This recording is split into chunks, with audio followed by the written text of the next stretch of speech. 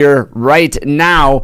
Big day Friday as Bernie Sanders and AOC will be here in Denver. Bill, I'm thinking of taking a little trip down to talk to people down there. That could be interesting. That could be really interesting. Again, it's weird coming here because we don't matter. So that's the weird part that I can't figure out what the reason is behind it. This is the AOC takes on Chuck Schumer tour. Yeah, but again, we don't vote for Schumer. It's a weird thing. I don't understand the reason as far as, I mean, we're very, very, very Democrat at this point. Yes. And so they don't need to shore up the base. They're not, I don't think they're coming to get behind Polis as far as a potential. Money. Well, yeah, but I don't understand I the did get reason hit up for for it. a donation when I signed up for Bernie Sanders RSVP. Yeah, it'll be donation time, but for what? That's what I can't figure out. I mean, Bernie can't The be running dude's for president. 85, I think. Yeah, I mean, he can't be running for president, and I don't think AOC is ready yet. I don't think she would be accepted by the larger electorate. It's a weird one. Yes. I just don't get the play. We'll see what happens. Yeah. So that'll be Friday. But Thursday, prior to that, teachers taking the day off to go protest the cuts from Trump. Oh, no. The cuts from Polis and his proposed budget cuts to education here in the state of Colorado as they have a $1.2 billion budget shortfall down at the Colorado State Capitol.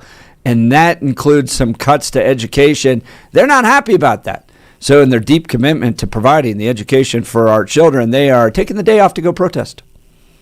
Thank you, Democrats. I do like to point out that they do have lobbyists.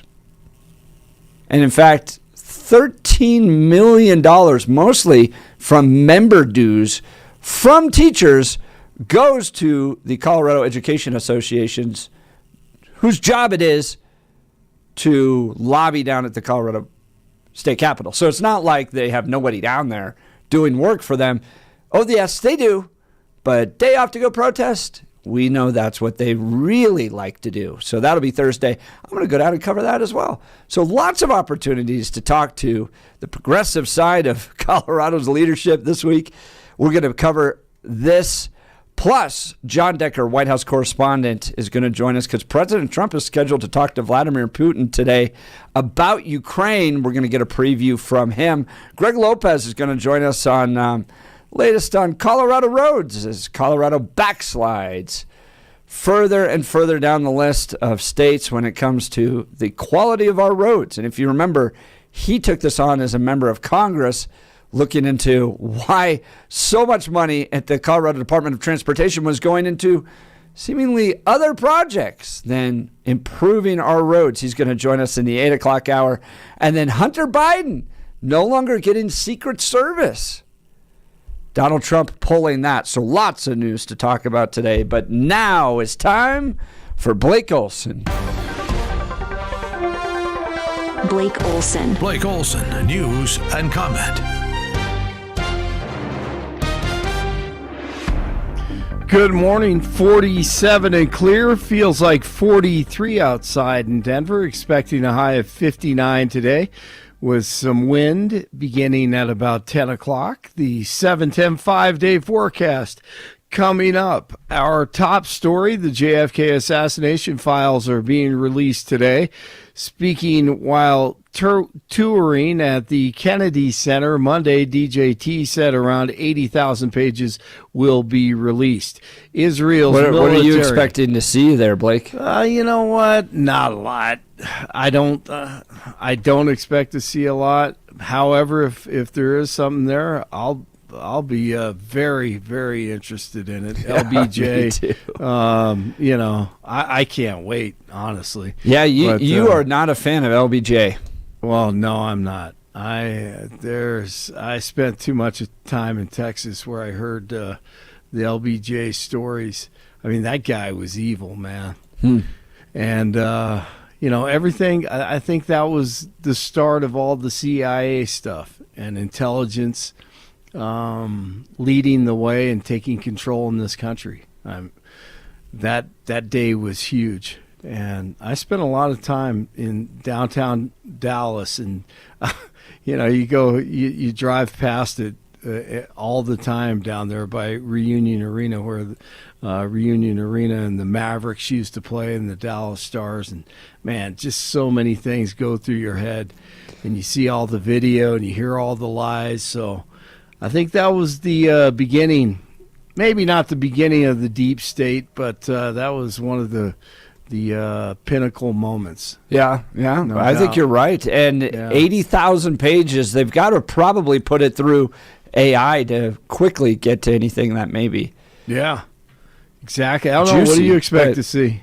Gosh, Anything I don't new? know. I got into this. I remember I wrote my congressman. I think I was in like 8th grade. And I was like, tell me what really happened. And he sent me this like big congressional report. I was like, wow, I could do that. That's crazy. Oh, like a member of wow. Congress, I think it was Joel Heffley, Interesting. responded and wrote me and sent me this big package on the congressional Is that right? inquiry into it. And I was into the JFK movie with Kevin Costner and the Yeah. magic bullet and all that Exactly. stuff. I don't know.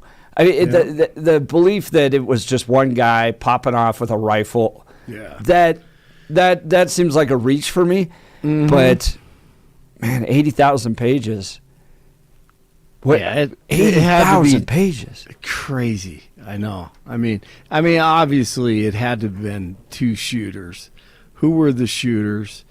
Who did they set up? Who was part of it? How many people surrounding that area were anticipating it? Yeah. Well, So- and after everything we've seen Trump go through too, you can just see how systems can be weaponized against political opponents. Yep. Right? And how come we don't know anything about the shooting in Pennsylvania or the guy that shot in Florida? Absolutely. Where are those It's the investigations? same- Like, same what thing. the heck? These things get memory hold, Right. and thrown into oblivion, and we never find out. Nothing. It's just really, really mysterious random dudes that just do this. That's just weird to me. You know what's crazy to me was the right afterward where they swore in LBJ in the plane. Yeah. That whole everything post assassination is crazy. It's just total insanity. I mean, how they moved the body and they cleaned up the evidence. It's just so obvious. I have two other thoughts on this, too. One is, do you think that after 80,000 documents come out today that we'll be done with it? Like, people are going to be like, Probably not. Okay, yeah, so that's it. And then, secondly, if there was, and this is really important to understand, okay? Because I worked in politics. I worked on 2 presidential campaigns. I've worked for a member of the U.S. Senate. Okay, there's smart people at that level. Very smart people. Boy, you got Okay? that right. If there are incriminating documents, they disappeared a long time ago, man. Yes, No one's like right. putting that in a file Exactly. folder and just being like, well, it'll be fun to watch this come out in 50 years. No, they Exactly. got rid of that stuff a long, long time ago. It's like you have to get the critique of, I don't see clear evidence that Joe Biden ordered Alvin Bragg to go after Donald Trump because they're not going to put that in a memo. They're never going to put that in a memo. It's plausible deniability in every possible angle. So I don't think you're going to see a document that comes out that said Lyndon Baines Johnson order John Smith to shoot at John F. Kennedy. I mean, it's not, you're not going to find a document like that. Well, here's what's curious to me. I mean, I don't understand this part. When DJT said 4 or 5 years ago that he was going to do it, but there were a few people who were like, no, don't do it. And who were those people? And why? And why? I mean, so it has to be family members who have, because they're all dead and gone. Right. So who That's are a the good point. survivors of all this?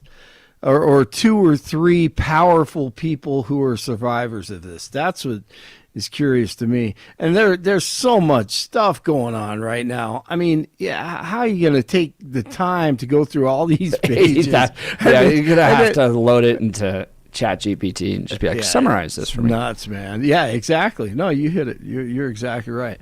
And then you have other big news today. Israel's military says it's conducting extensive strikes against Hamas targets in Gaza, essentially shattering the ceasefire. The IDF says strikes are against targets belonging to Hamas. The death toll is reported to be in the hundreds. So that happening this morning. And then Monday, protesters showing their support for illegals in Denver. Hundreds of people showed up for Latino Advocacy Day, a rally downtown. Speakers told the crowd that there are dark days ahead and that everyone deserves a life without fear of being torn away from their families. Good time had by all on Monday. And lefties across the country continue to just fall all over themselves trying to bring back the murderers, thugs, and thieves, Tren de Aragua members flown to El Salvador, the Marxist judge in D.C. leading the way. And Mike Davis comes with the facts on Benny Johnson. These Democrat operatives and attorneys run to these Democrat activist judges, and they're trying to sabotage the presidency. They're trying to sabotage President Trump because they got their asses kicked in the election on November 5th, 2024. So they don't have the House. They lost the Senate, where we have a comfortable margin supporting President Trump. And then there's Cassidy Hunt, no relation to Jeff, with Stephen Miller on CNN. So you called the judge's order just earlier today, quote, patently unlawful, end quote, and said that it was an assault on democracy itself. Does that mean that the administration is ignoring this order, and might you ignore future court orders that meet the criteria you laid out? The President of the United States and his administration reserve all rights under the Constitution to conduct national security operations in defense of the United States.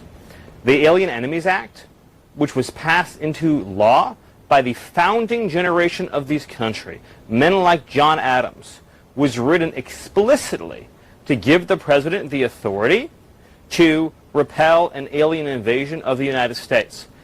And then she goes on for like 9 minutes just questioning him with the talking But points. what about their feelings? Yeah. Oh, yeah. What about the feelings of Tren de Aragua? I mean, all these media people, that's all they can talk about. They just sit there and, I mean, I know they're directed to do this, but my Lord. I want to point out 2024, Democrats lose a presidential campaign over illegal immigration. And in 2025, Democrats now suing to fly deported criminal illegal immigrants back into America. God. It's a bold move there, Blake. Yeah, it appears is. to be doubling down on stupidity. They're headed in the right direction. They know what they're doing. Guys, you know what we learned last year? Let's make sure we bring in the really bad ones back to America. God. Can you imagine if these guys weren't gang members? They were just illegals, oh my goodness. And they were just flying them first class somewhere. Oh, forget about it. It's amazing. A Denver gang leader pleaded guilty Monday. Angel Taz Espinoza was the leader of 2D dollar bill sign, whatever that is, $2, I guess, and is one of 13 members indicted on 254 felony counts. The Denver DA's office said he pleaded guilty to 2 counts of second-degree murder, 1 count of attempted murder, and 1 count of violating the Colorado Organized Crime Control Act. A spokesperson said Angel Espinoza was the leader of a brutal criminal organization that terrorized neighborhoods on the west side of Denver and showed no regards for human life. DJT and Russian President Putin expected to speak today about ending the war in Ukraine. Trump has said today's discussions will center on land and power plants. Ukraine has already agreed to a 30-day U.S.-backed ceasefire proposal. 2 astronauts who've been stranded on the International Space Station are finally headed home overnight. Sonny Williams and Butch Wilmore officially wrapped up an unexpected 9-month stay aboard the ISS that was the result of issues with their Boeing Starliner spacecraft. I heard the hazard pay is going to be like off the charts for these two. Yeah, no doubt. God. If you were going to be stranded in space for like, what was it, 9 months extra? Mm-hmm. Yeah, 9 months. And they're going to pay you, let's say, $1 million to do that. Mm-hmm. Would you go to space for 9 months for $1 million? Yes. Yeah, I would. Look, if I knew I was going to live. But 9 months to just kind of float around and then collect $1 million and come back. Yeah. Okay. So, Bill, would you? Yeah, absolutely. Yeah, $1 million, go float around space for 9 months. Yeah, 9 months of damn peace and quiet. Hell yeah. In a second. Yes, absolutely. Yep. Yeah, absolutely. Could your wife and kids handle the snakes without you? Yeah. There's one of my kids likes the snakes a lot, and she could easily handle it. The rest, yeah. But again, 9 months. Buy some new snakes. No, I'm just thinking that I'm doing counts here. Probably 6. Probably 6 of mine could go 9 months, and it wouldn't be horrible on them without food. So if they weren't fed for 9 months, the water is the real issue. Dehydration is the real issue. Yeah. Feeding, not so much. I mean, there's 5 of them easily could go 9 months. I've got one girl that's almost 10 years old. She could easily go 9 months without food. Really? Oh, yeah, easily. Yeah, she's got more than enough built up muscle and fat and stuff. But that's the thing is, yeah, that's people don't understand that I feed my adult snakes once every 20 days. 20 days. That means once a month I clean up poop. That's it. Other than that, it's cleaning up the water dish and handling. They are the easiest I was gonna pet say, in the compared world. to a dog. Oh, it's so my easy. Goodness. Yeah, it is phenomenally easy. And that's the other part is that if you have a deep enough water dish, you can go and feed before you go on vacation. As long as the water doesn't evaporate, you can be on vacation for 2 to 3 weeks. Not a problem. Snake doesn't care. Snake's just fine. Yeah. And they're great to cuddle with on the couch. Actually, they are. I bet they are because it's a very zen thing because they want your body heat and you end up just being very centered and very calm. It's really crazy. In a couple of the snake groups that I belong to, there's some people that have ADD and some other attention deficit issues, and they talk about how their snake helps them focus. Wow. Because you have to focus. You have to be in the moment. You can't be like trying to unload the dishwasher and hold the snake at the same time. So you can't do that. So you got to be all present in the moment. It is absolutely fascinating. Yeah. See, that's a feel-good commercial. There we go. Couple sitting there on the couch watching TV, and they got a huge snake wrapped around them.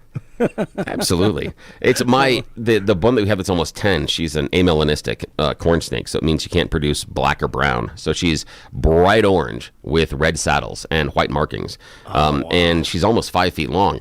But she has a really, really special relationship with my youngest daughter. And they really get along.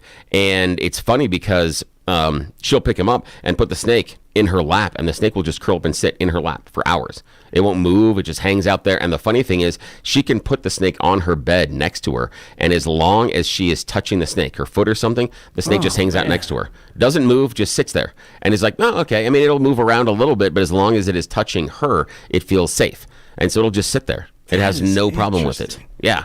It's really cool. Wow. Now, it moves around with lots of other people. She likes to hang out on my arm or wrapped around my shoulders. But, yeah, she loves to hang out on my arm. And she'll just hang out there and just, whatever we want to do. Sometimes she and I will go for walks, too, every once in a while during the summer when it's in, like, the July and get her out in the sun.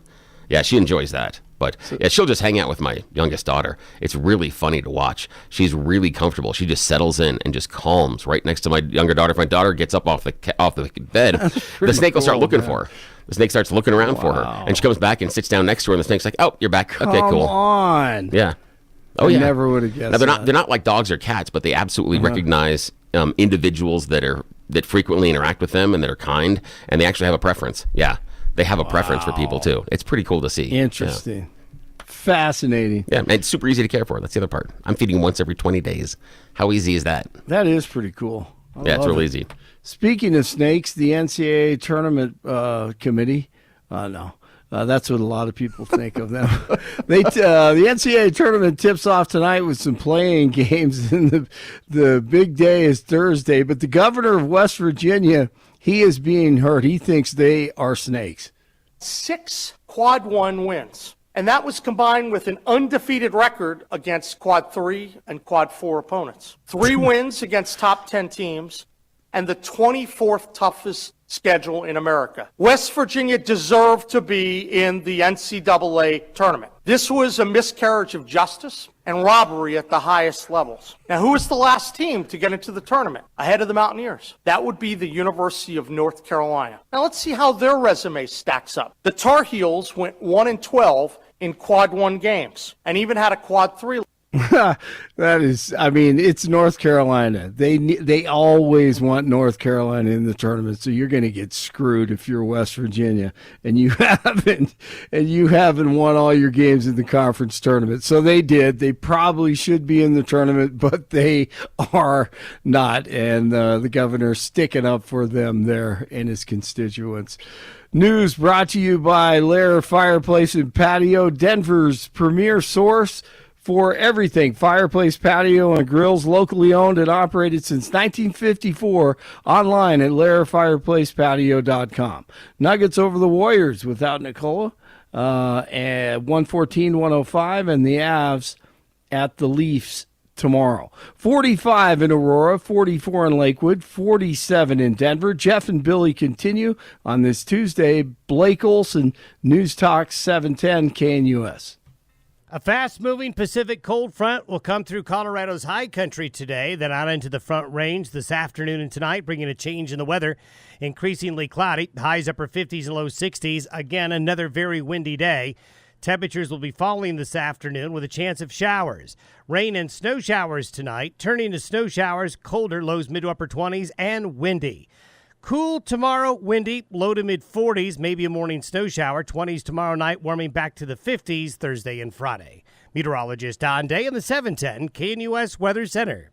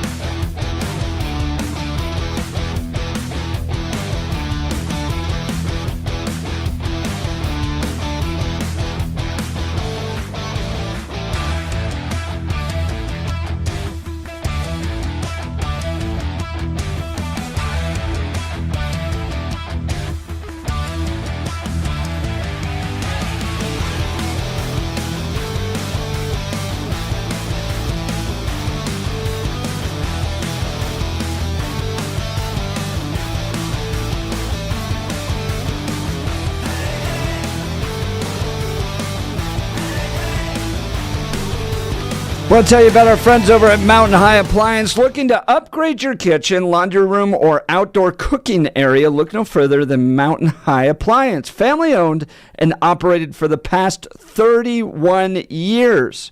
I want to tell you about all the great opportunities happening there.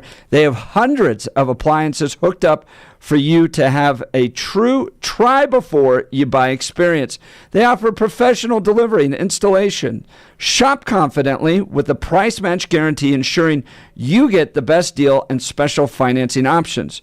When it's time for appliances, think Mountain High Appliance, your favorite appliance store, 3 locations in the Denver metro area, or online at mountainhighappliance.com. That's mountainhighappliance.com. You can feel it. It's so close. It's good weather. It's just so close. You can have that outdoor kitchen with Mountain High Appliance. We just got to get through today's windy day. My goodness, it's going to be windy today. Rain and snow in the evenings, windy again tomorrow, and cooler, 46, partly cloudy, 59 on Thursday. Chance of snow Friday morning, 55. Showers possible on Saturday, 61, then mostly sunny on Sunday. So you can feel spring, it like bounces back and forth between the mid-60s and the 40s. Welcome to Colorado. All right, no more education cuts. The Colorado Education Association says it's a statewide day of action. Colorado students and educators are already being asked to do more with less every year, they say. And now lawmakers are considering even more cuts to public education. Despite being one of the wealthiest states in the country, Colorado chronically underfunds its public schools. Let's be clear, a cut is a cut, and students pay the price. And in light of this, on March 20th, educators, students, families, and community partners from across Colorado will rally at the state capitol to demand no more education cuts and call for the fully funded public schools our students deserve. Colorado Education Association organizing this, which means that classes are canceled for some school districts. Boulder Valley School District canceling school on Thursday as a result of a staff shortage in the planned action.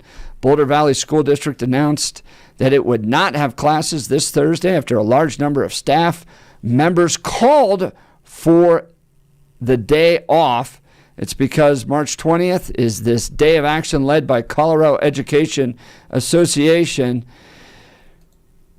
Why are they doing this? Well, the state of Colorado faces a $1.2 billion budget gap. A lot of this due to Medicaid expenses going up higher than the rate of Tabor.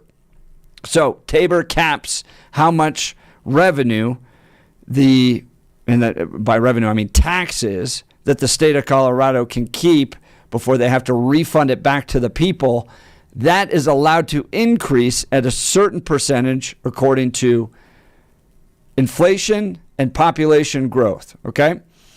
Now, Medicaid has jumped up higher than the standard inflation rate, so more money is going to Medicaid in the state, and as a result, there's less money for other projects. The Joint Budget Committee in Colorado is trying to work through this, but one of the things they have to cut is education, and what that looks like is currently being debated. And it could get into, kind of Jared Polis's plan of, we'll get to that in just a second. It's kind of like his specific plan, but the lawmakers are trying to figure out how to cut and meet this budget requirement, and it's going to include some form of education cuts, and these teachers are not happy. Do you think it's right for them to take the day off and essentially require parents who are not on spring break right now to try to figure out what to do with these kids? If you're a single parent, all of a sudden you've got to now take Thursday off so these teachers can go down and protest. Do you think it's right for them to have to cancel school on Thursday in order to attend this planned day of action, Bill? No. And again, this is the part where I don't like public unions. This is the reason why. I am a huge supporter of unions. We talked about it during the King Super Strike. There's no way in hell I'm crossing that picket line. And I will even bring them food and water. I'll do anything I can to support them while they are on their strike. But the problem I have with strikes like this is there is no other option. There isn't another school that any of these parents can choose to put their kids in that day. You can't even go and drop off if you had kids that you needed childcare. If they were, maybe if you're looking at first and second grade, you can't just drop into a daycare for a day. That's not how the process works. And that's why I disagree with these kind of strikes, because there is no other option. It doesn't work in this manner. But years ago, I believe it was it's either Japan or South Korea, where there was a public transportation strike. The bus drivers were going to go on strike. I think it was in Japan. Now, the bus drivers did go on strike, but they still showed up for work. They just didn't take any fares all day. They let everybody ride for free. They weren't going to inconvenience the public by not showing up to work, but they were going to have the same impact of no money. And so they just let everybody ride for free. They didn't take a single fare all day, and they still managed for everybody. So the protest worked based on the economic impact, but they still didn't convenience the individual. And that's the problem I have with these public sector strikes, is it's a vast inconvenience to the individual because we don't have another option. We can't make another choice as a consumer.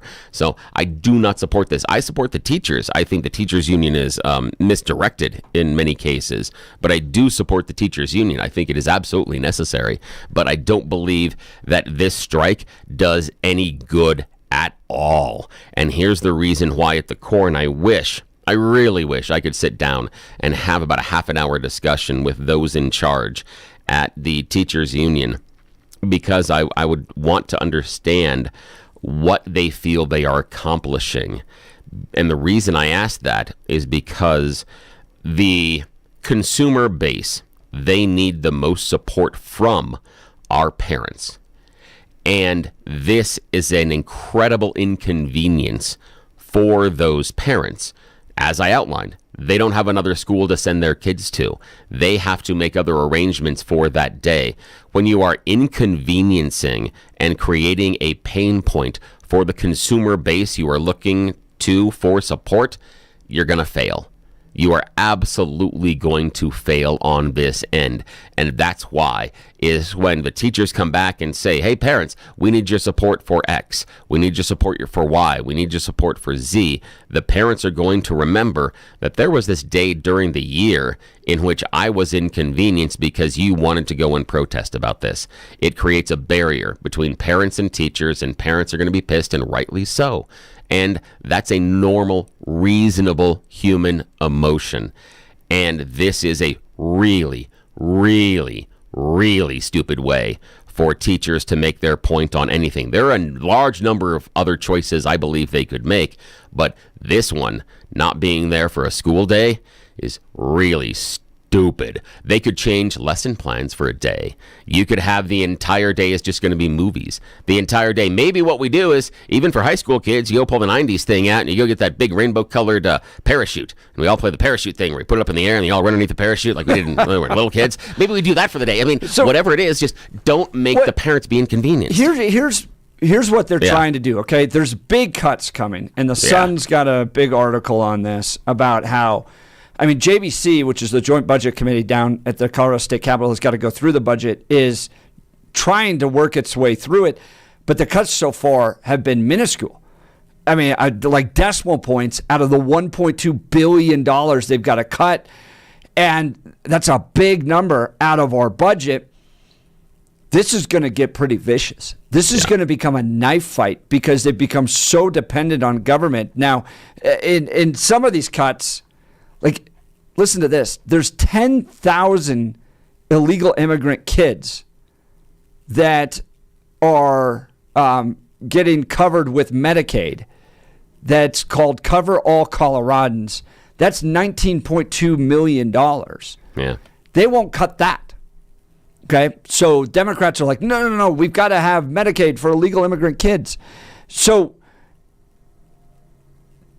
you're going to watch the Democrat coalition, this kind of progressive coalition that requires a lot of these government funds, to pull out knives. So in part, what you're seeing with this teachers protest on Thursday is them trying to draw a line in the sand going, all right, we understand you got to cut a lot of stuff.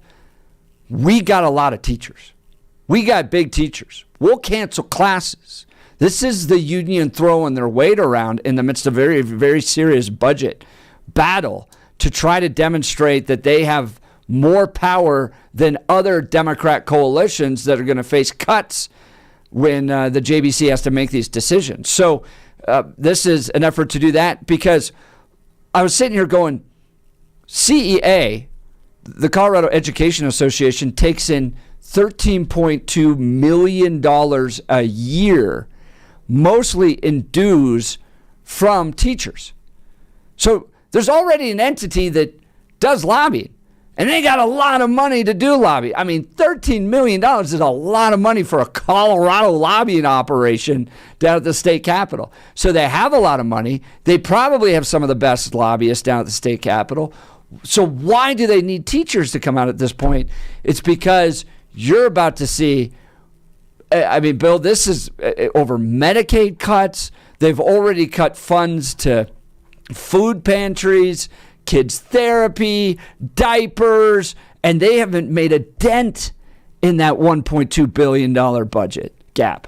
So this is the teachers unions telling other progressive organizations, take your lickings because we have the power. You need to make sure the money goes to us. It's going to get very, very scrappy. What do you think of this?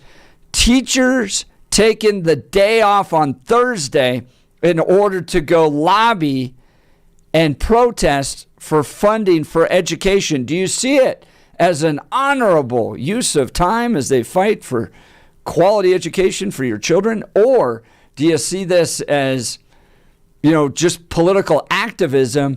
Meanwhile, families are going to be struggling to try to find daycare for their kids, or they're going to have to take the day off now and deal with that whole complicated set. Do you see it as a form of selfishness on behalf of the teachers? Phone lines are open, 303-696-1971, or text us on the Dan Caplis Law text line, 720-819-5115. And here's another question.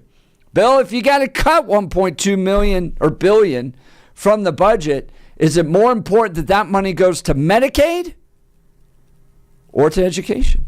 If you had to choose Medicaid or education in this state, where does that money go? And where do the cuts need to go? Give us a call, 303-696-1971. You're listening to The Jeff and Bill Show. This is Denver's talk leader, News Talk 710 KNUS.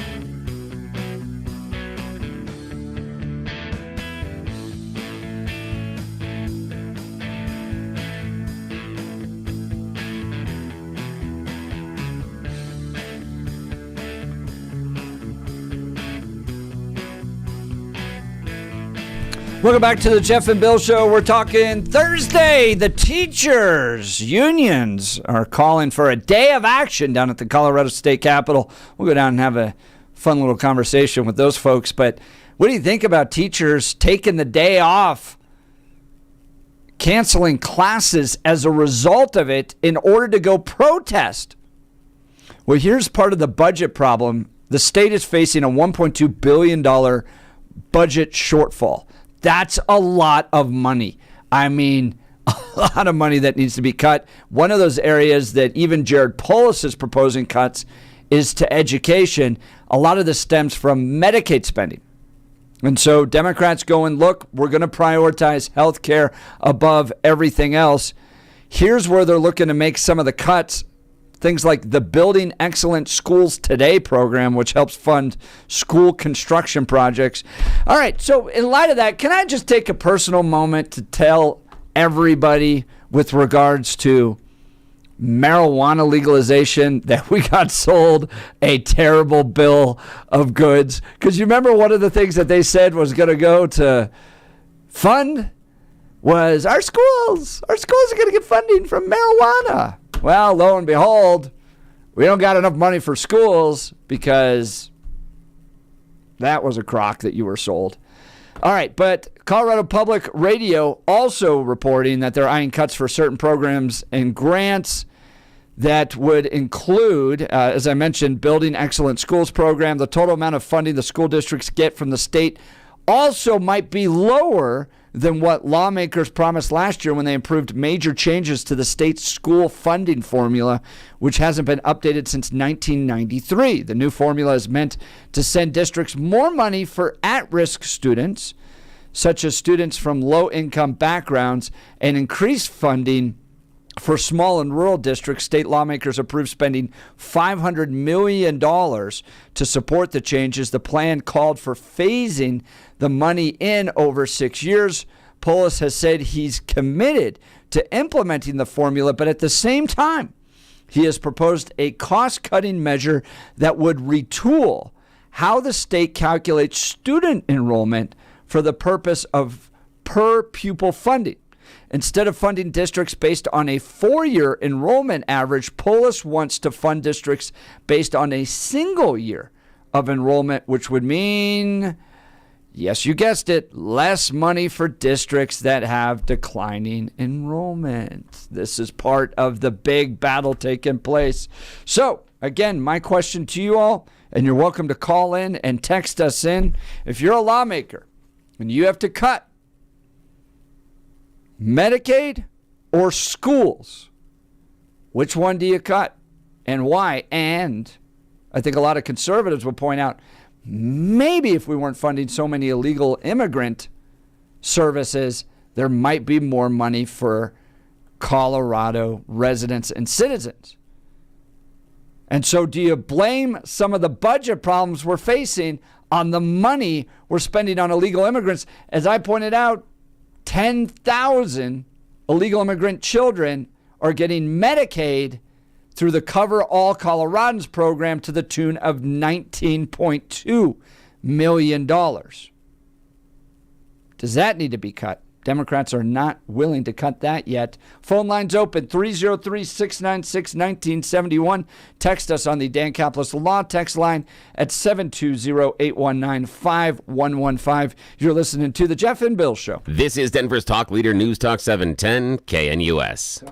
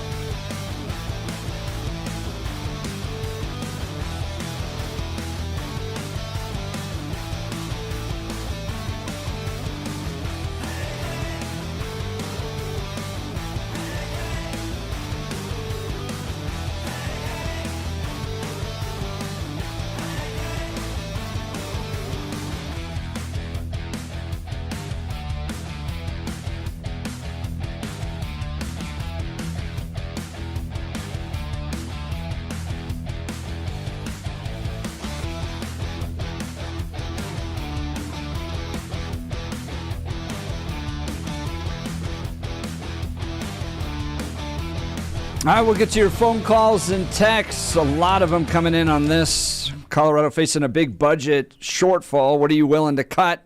Teachers protesting on Thursday saying, not us.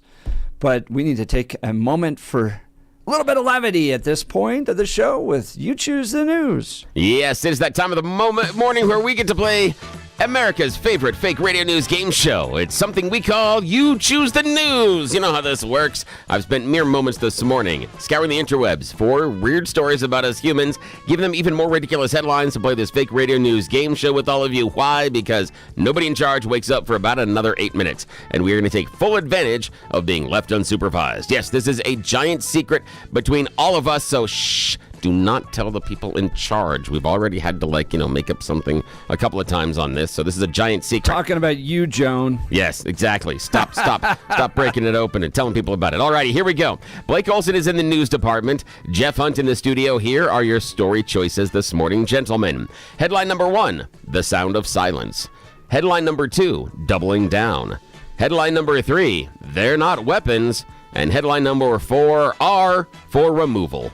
R for removal, please. R for removal. Here we find ourselves in lovely West Palm Beach, Florida. There's a brand new legislative proposal in Florida right now that is going to change their educational standards. Senate Bill 166 that was filed on February 14th would not make it necessary to pass either algebra or English exams to get your diploma. Yes, eliminating 2 of the 3 R's in reading, writing, and arithmetic. Florida doesn't think you need to know basic algebra nor English in order to be a high school graduate. Yes, the bill's change actually is passed? No, it's right now. They're working on it. Been introduced. Yeah, it's been introduced. Gotcha. It proposes to remove these requirements for students Did this that are come earning from their a diploma. Republican? I don't know who the sponsor is. I did not see the sponsor on this one. But it changes that says the aim is to provide more flexibility for students, enabling them to concentrate on their coursework or not going to class at all. Okay, I might have added the last part. Their future degree in TikTok. Yes, videos. but again, the idea is that this is what surprised me was this is Florida. Florida that's why I'm having like, wait, a bill to change the educational Colorado standards. would put out. Yeah, so that's the idea. No algebra, no English if you're in Florida. I'm sure that'll work out well. Yeah, I'm sure Disney will teach you how to read, something like that. Alrighty, M is for mouse. Okay, now speaking of that, Blake Olson in the news department, sir. Sound of Silence, Doubling Down, or They're Not Weapons? Since we were talking about snakes, how about Sound of Silence? Sound of Silence. A Bulgarian First Division soccer team recently held a minute's silence for a former player. This is a 78-year-old Petro Ganchev, a storied character inside of the club. And it was fantastic until about an hour later, the public address announcer came out and went, excuse me, ladies and gentlemen. Mr. Petro Ganchev is actually still alive. Sorry about that. Yes. Petko actually said he found out about it when people started texting him when he was driving home.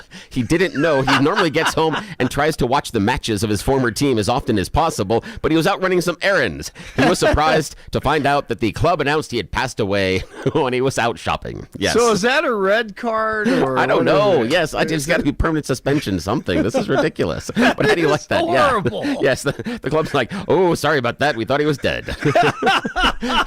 Yeah, nobody called his family. Nobody called the wife. Nothing. Just, oh, well, right. I know. Just, oh, jeez. That's horrible. Yeah, I found out when people started calling me. Man. Yes. Pay him more. I know. Okay.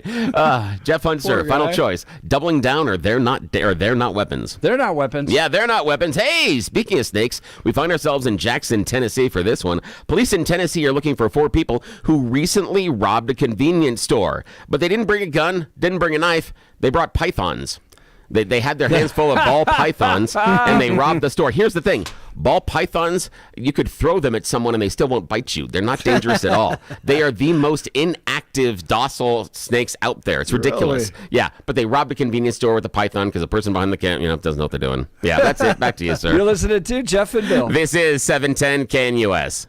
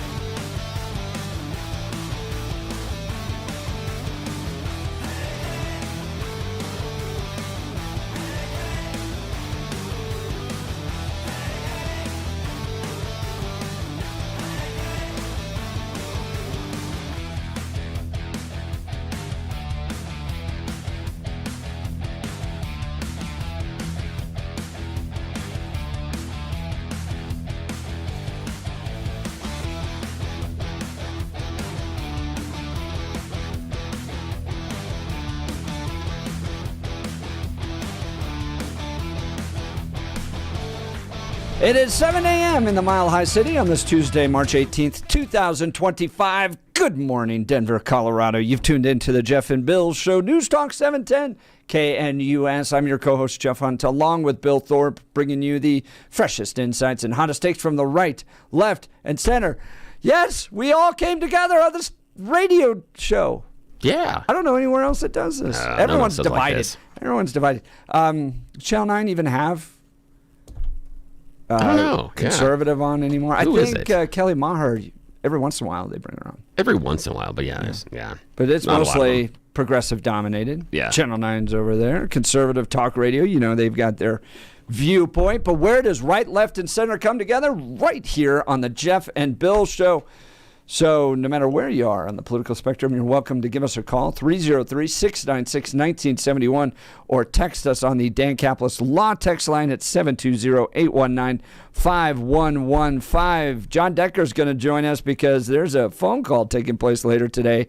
Trump, Vladimir Putin, talking to each other about Ukraine. What are they going to talk about? Where's it going to go? John Decker, White House correspondent, is going to give us some insight here coming up a little bit later in the hour. 8 o'clock, Greg Lopez joins us because Colorado, while spending money, a lot of it on illegal immigrants, not spending it on roads.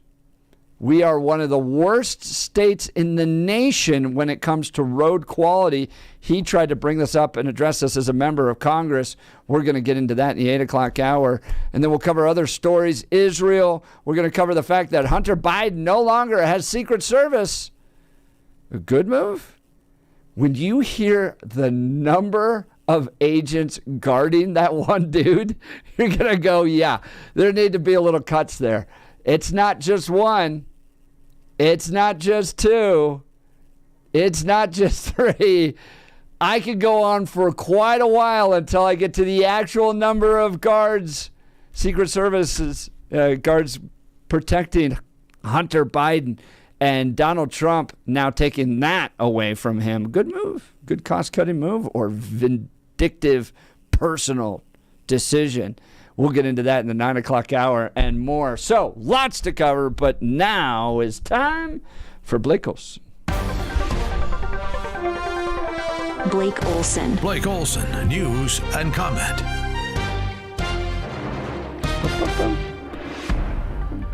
46 and clear. Good morning. Feels like 40 as the sun rises in Denver, expecting a high of 60 today. The 7-10 5-day forecast is coming up. Our top story, DJT intends to discuss ending the war in Ukraine when he speaks by phone with Russian President Putin today. As Jeff and Billy just mentioned, Ukraine has already agreed to a 30-day U.S.-backed ceasefire proposal that would lead to a halt in the fighting. Israel's military says it's conducting extensive strikes against Hamas targets in Gaza. This is not good news for those supporting the ceasefire agreement that went into effect almost 2 months ago. DJT says files related to the assassination of JFK will be released today. Speaking while touring the Kennedy Center on Monday, which is falling apart, Trump said around 80,000 pages will be released. Another release of files slated for today involves Prince Harry. A federal judge has ruled that the British royal's immigration files must be made public after the Heritage Foundation, a conservative think tank, filed a Freedom of Information request alleging Harry may have hid drug use that would have disqualified him for a U.S. visa. Two NASA astronauts that spent far longer aboard that International Space Station than they planned to are finally on their way back to Earth. Sonny Williams and Butch Wilmore have officially wrapped up an unexpected 9-month stay aboard the ISS that was the result of issues with their Boeing Starliner spacecraft. They undocked from the station overnight with the SpaceX Dragon capsule they're traveling in, expected to splash down off the Florida coast this evening. The parents of a missing University of Pittsburgh student are asking authorities in the Dominican Republic to declare her dead. The Daily Mail reports the family of the young lady has submitted a formal letter to the Dominican National Police requesting a legal declaration of death. Her last name, Konaki, her first name, Sudiska, has not been seen since she walked onto the beach in Punta Cana while on spring break, a trip with college classmates in the early morning hours of March 6th.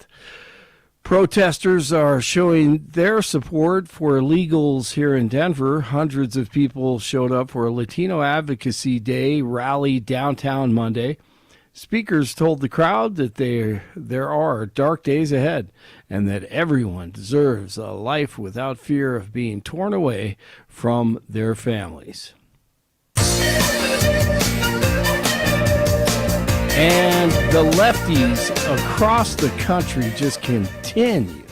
It's amazing how they want to bring back the murderers, the thugs, and the thieves. Tren de Aragua members flown to El Salvador. The Marxist judge in D.C., the bozo, he wants them back. Here's Mike Davis. But I hope President Trump said F you to Judge Boasberg, Bozo, the clown judge in D.C., because this judge, what he was trying to order is the most dangerous thing imaginable, interfering with an ongoing national security operation, sabotaging the presidency, putting American lives and our allies' lives in grave danger.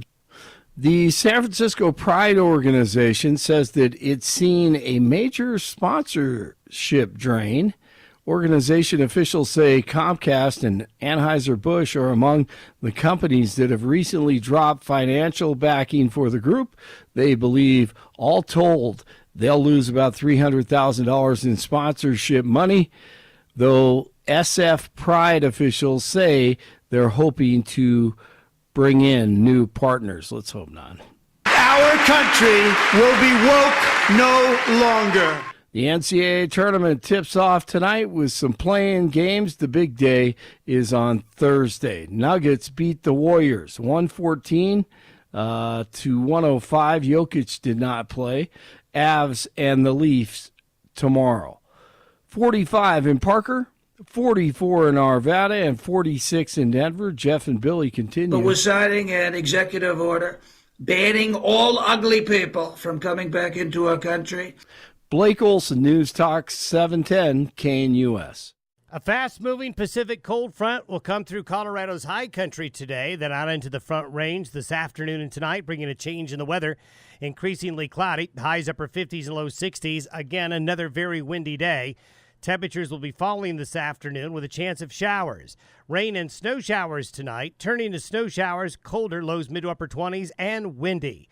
Cool tomorrow, windy, low to mid 40s, maybe a morning snow shower. 20s tomorrow night, warming back to the 50s Thursday and Friday. Meteorologist Don Day in the 710 KNUS Weather Center.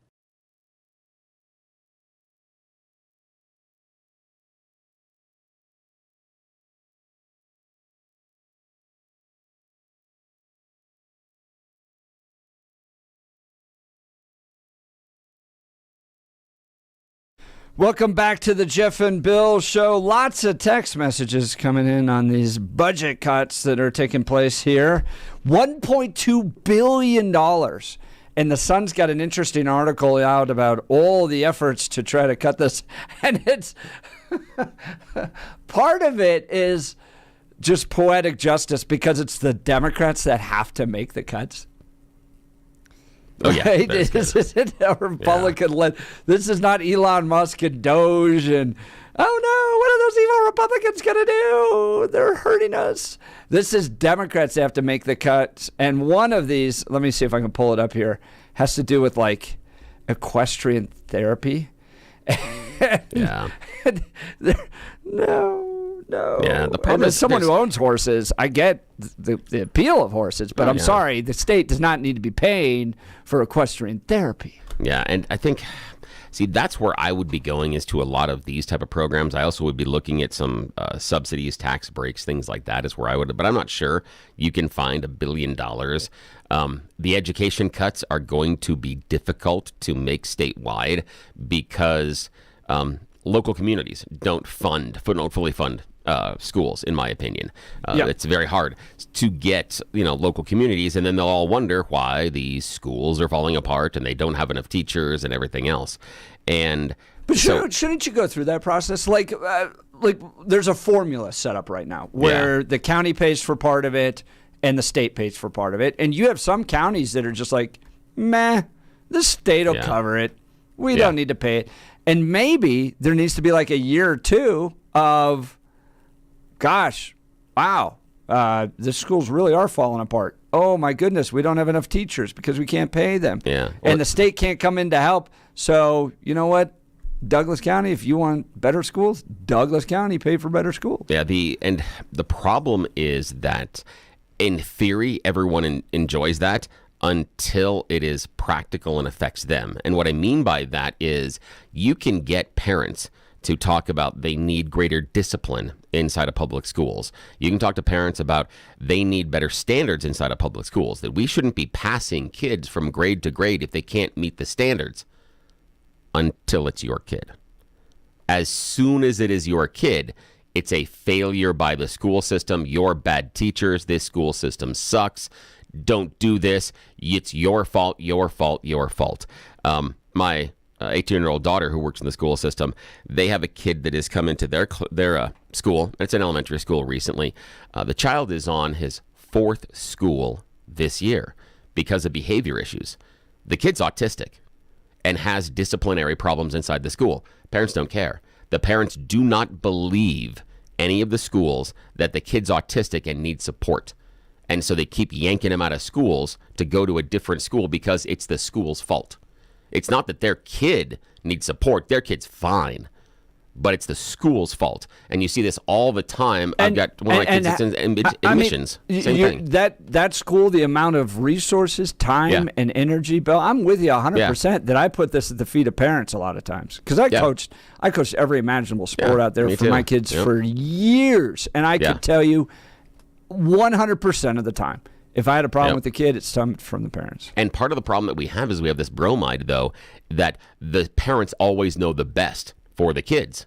Well, if the parents always know the best, explain for me why your kid has missed 20 classes in a semester. Yeah, explain that to me. So that's part of the problem. The issue is I find it hard, and this is going to be the difficult part when you were talking about the Medicare and Medicaid, especially the Medicaid programs, cutting those back. The problem is that if we don't spend the money there, we are going to spend more money somewhere else because we're not going to turn those kids, whoever they are, if they're illegals or if they're just kids that don't have the means, they come from a poor family, we will treat them when they show up at a hospital. And that is the most expensive way we can provide care. So either we're going to partially subsidize the health care on the front end or we pay more on the back end. It's not as if the kids aren't going to be sick. Well, how do you eventually send a message that we don't have the money to do this? I'm sorry, illegal immigrants. Stop coming to Colorado. We don't have the money to serve you. Well, the issue is you're not going to be able to. I have a hard time thinking that anybody in our audience would turn and say, yes, illegal immigrants, we are not going to provide health care for you. We are not going to do that. That one thing is you have a broken leg. If you're illegal, we're not going to fix it. If you have pneumonia, get out of the hospital. Right, but the alternative is we will do it. Yeah. So come to our state. And the issue is that we've decided to do that, but when we don't provide insurance on the front end, we pay for it through the emergency room process, which is the most expensive. That's why you have, in some cases, that's why Denver Medical has such a problem because of the large number of uninsured that they deal with. So they end up having the largest amount of charges. So they provide healthcare in many ways in the most inefficient and least cost-effective way possible. And that's the problem, is we don't want to do that. So what is the issue? It's not like if we had illegal immigrants here say, nope, we're not going to bring you into our school system. That's not going to help them at all. It's not going to help them, because what are the kids going to do? The kids are going to have to find something to do, and 10 times out of 10 it's going to end up with crime. We create these incentives over and over and over again, right? We're mandated to educate your kids. Yes, we're mandated to provide health care for you. So illegal immigrants are like, well, I'm going to Colorado. Yeah. And then it becomes a giant drain in our budget. And now we're cutting services to actual U.S. citizens as a result of it. Yeah, I'm not aware of, and maybe there is one, I'm not aware of a state that will refuse education, though, to illegal immigrants, regardless if you're documented or not. And I think that's part of the issue is, at the core, whether or not they are documented or not, it is better for the society to have them educated, even if it is to someone that isn't a person that is here. And that's why I would have to go into it. If I was looking at it, I would be looking at tax rebates. I would be looking at subsidies. That's where I would go. The idea, and again, this is You're not... You're willing to fund those types of services for illegal immigrants? Yeah, I am because I believe that even if you're here illegal for however you got here, especially the children 9 times out of 10 didn't make the decision to go hundreds or thousands of miles and cross the border and get here. And if I can get them into our school system, I have a much higher chance of making them a productive member of our society because I allow them to integrate. Why do they need to be members of our society? They're here. You have another society. Go back to your original. Look, we've literally have a light on, drawing moths to the light, and we're going, gosh, we have a moth problem. But what do you think? But what do you think that the moth problem will get better if we don't provide them with healthcare and education? Yes. Why? Because they'll leave. Not necessarily because... And go somewhere else that provides that. Why do you think they would leave? They already left their country and came because here. Wouldn't they've they? already shown they leave. I know, move. But they left their country and came here. And the issue is that what I say is while they're here, the choice is they're going to be involved in crime. That's what they're going to do. And that is going to be universal for the kids all the way to the adults. And so if we don't have them, they will. They'll get involved. You've got this progressive bleeding heart that if we don't provide for them, they're going to end up as criminals. No, it's not. It's we not a progressive. We can hold them accountable, send them back to the country they're from, but we are creating incentives by paying for all this stuff. No, it's not the bleeding heart. It's the idea of understanding the functions inside of our society. Then what I look at is, let's take people that are legal here. I see kids that don't go to class and that don't go into classes and don't pass. Those kids aren't coming out of the school being better productive members of society. Chances are, more times than not, they were involved in crime. They're involved in drugs. And when they graduate outside of high school, they're the ones that are going to be most likely to cause the rest of us taxpayers extra money because there's going to be prison, there's going to be police, there's going to be court costs, and there's going to be rehabilitation costs. So we are going to end up paying more on the other end rather than investing in the education on the front end. And I don't think we do a good enough job holding the kids and the parents accountable for that education. I would be much more strict on them. How would you hold them accountable? Part of it is I would have a whole lot, and again, this would be too expensive. I would have a whole lot more divergent programs. That if you have X number of tardies in a public school, you're going out to a different school. And yes, that is going to be labor intensive. It's going to be cost. But I don't think that the public students that show up every day and are getting to class on time have to deal with the small percentage, and usually it's less than 10% of the school population that is causing the problem. More times than not, it's the 5%. The kids that are never in class, the kids that don't show up, the kids that are starting fights in the hallways, that's the most expensive people to deal with. Phone lines are starting to light up. Where do you fall along this discussion and this debate? We are spending a lot of money on illegal immigrants in the state. We're facing a $1.2 billion budget gap. Articles coming out of places like the Colorado Sun that these cuts that they're making, they've already cut food banks, kids therapy, diapers, and it's barely made a dent. They're going to go after major services, including education in the state, in order to meet this budget requirement. Have we come to a point of reckoning where there's just too many illegal immigrants sucking up too many resources? I'm sorry, it's time to go. It's time to cut off the spigot. We need to put American citizens first.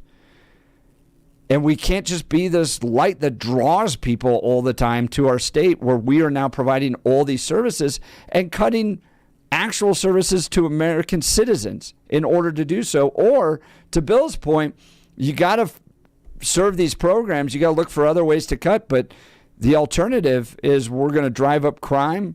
We're going to have a bunch of uneducated, sick people. If we don't do this, we got to provide these services. 303-696-1971. As a reminder, Pete Boyle's show over the weekend, the illegals that were on the show there in the 20s and 30s, they're not getting any government subsidies. They're not pulling a government check. They're not pulling government housing. So do they pay taxes? And we need to keep them here. 303-696-1971. Text us on the Dan Caplos Law Text line, 720-819-5115. Let's talk about your hair. If you're losing it and desire to have it back, then Advanced Hair Restoration has the easiest guaranteed solution. Their simple one-day treatment offers life-changing results. I've seen it with my own eyes. Guys, it's not magic, but close to it. They put hair where you need it the most, and bam, it grows. It's actually science.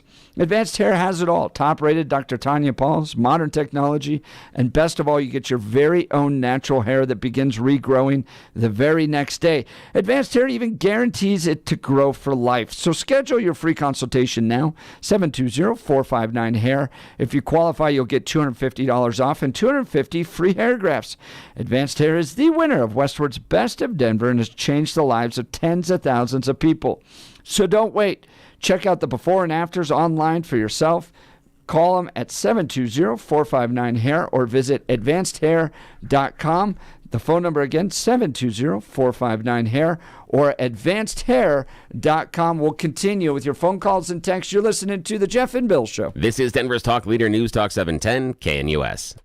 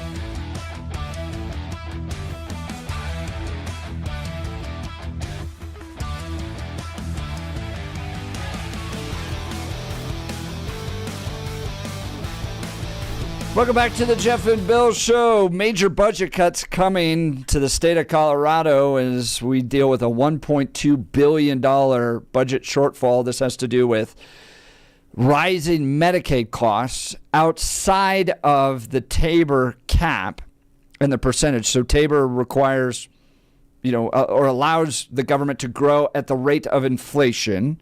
Well, Medicaid is, in its expenses, is growing at a greater rate. Surprise, surprise. Government funding forces things to become more expensive. But lots of cuts are being made. Big ones towards education. Some that Democrats are not willing to cut at this point. Health care for 10,000 illegal immigrant children to the tune of $19.2 million. How do you feel about that? You're going to deal with service cuts to your children via education, other service cuts, but Democrats saying illegal immigrants, they're going to continue to get health care. Let's go to the phone lines. Jack, Wyoming. Good morning, Jack. You're on the Jeff and Bill Show. Morning. Jack, Hello, Jack. We got you? All right, we'll come back to Jack. Let's go to Michael, Denver. Good morning, Michael. You're on the Jeff and Bill Show. How are you guys?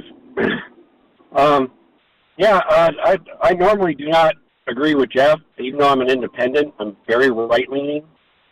And without giving out any information, I work in a school, and there's a good percentage of illegal immigrants in the school that I work at, and they actually integrate pretty well. And I have to say, without them, our school would probably close because our enrollment goes down year after year, and some of these kids being in the school are the only keeping that school open.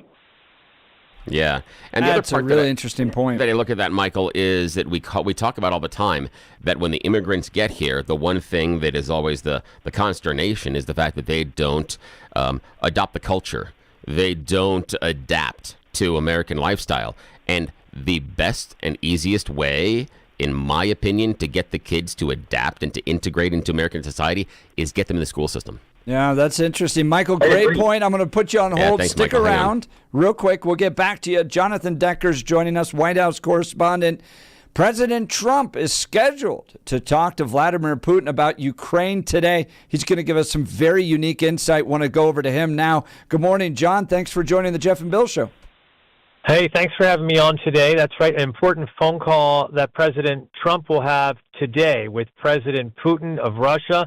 The phone call concerns ending the war in Ukraine, but specifically getting to the point where it agrees to what Ukraine has already agreed to, which is a 30-day ceasefire. I asked the president yesterday whether he believes that Russia would agree to a 30-day ceasefire, and he told me he believes they would. So that's the optimism expressed by President Trump. But Russia's actions, the things that it has said, indicates that it does not wish to end the war in Ukraine anytime soon. Talking with John Decker, White House correspondent. Why do you think that Russia doesn't want to end the war anytime soon? Well, because they want to acquire more of Ukraine's territory. They believe that the war is going well for them. Why end, in terms of the boundaries that they've already acquired? Why not try to get more territory? And I think that's the reason why they don't want to end the war right now. Now, we've seen President Trump be very direct with Vladimir Zelensky. Have you seen a similar directness towards Vladimir Putin, that he's willing to push him towards a ceasefire? Talk to us a little bit about the relationship between Trump and Putin. Well, they say President Trump says he gets along very well with Vladimir Putin. They've met before. I believe it was in his first term. They met in Finland. And that was something that, people were struck by the body language between Trump and Putin in terms of the two leaders getting along very well. So, no, to answer your question, I do not detect that he will push Putin in the same manner that he'd push Zelensky, which is obviously troublesome from the Ukrainian perspective because they don't want a negotiation that puts them on their back foot that puts them at a disadvantage as it relates to ultimately ending this war on favorable terms. We're talking with John Decker. He's a White House correspondent. There's a call today between Trump and Putin taking place. Can you give us any details of what this 30-day ceasefire might look like? Well, it's a 30-day ceasefire. During that period of time, prisoners of war from both sides would be exchanged.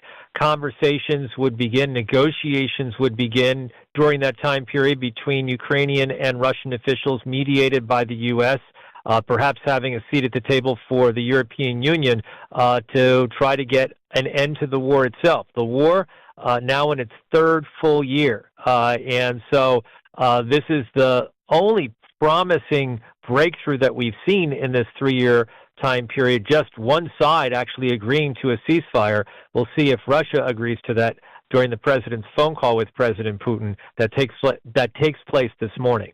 We're going to be looking forward to that. Great reporting from John Decker, White House correspondent. And John, we'll check in with you maybe tomorrow or the next day to get a sense of how this phone call unfolded. Thank you for taking time to join the Jeff and Bill Show. Thanks a lot.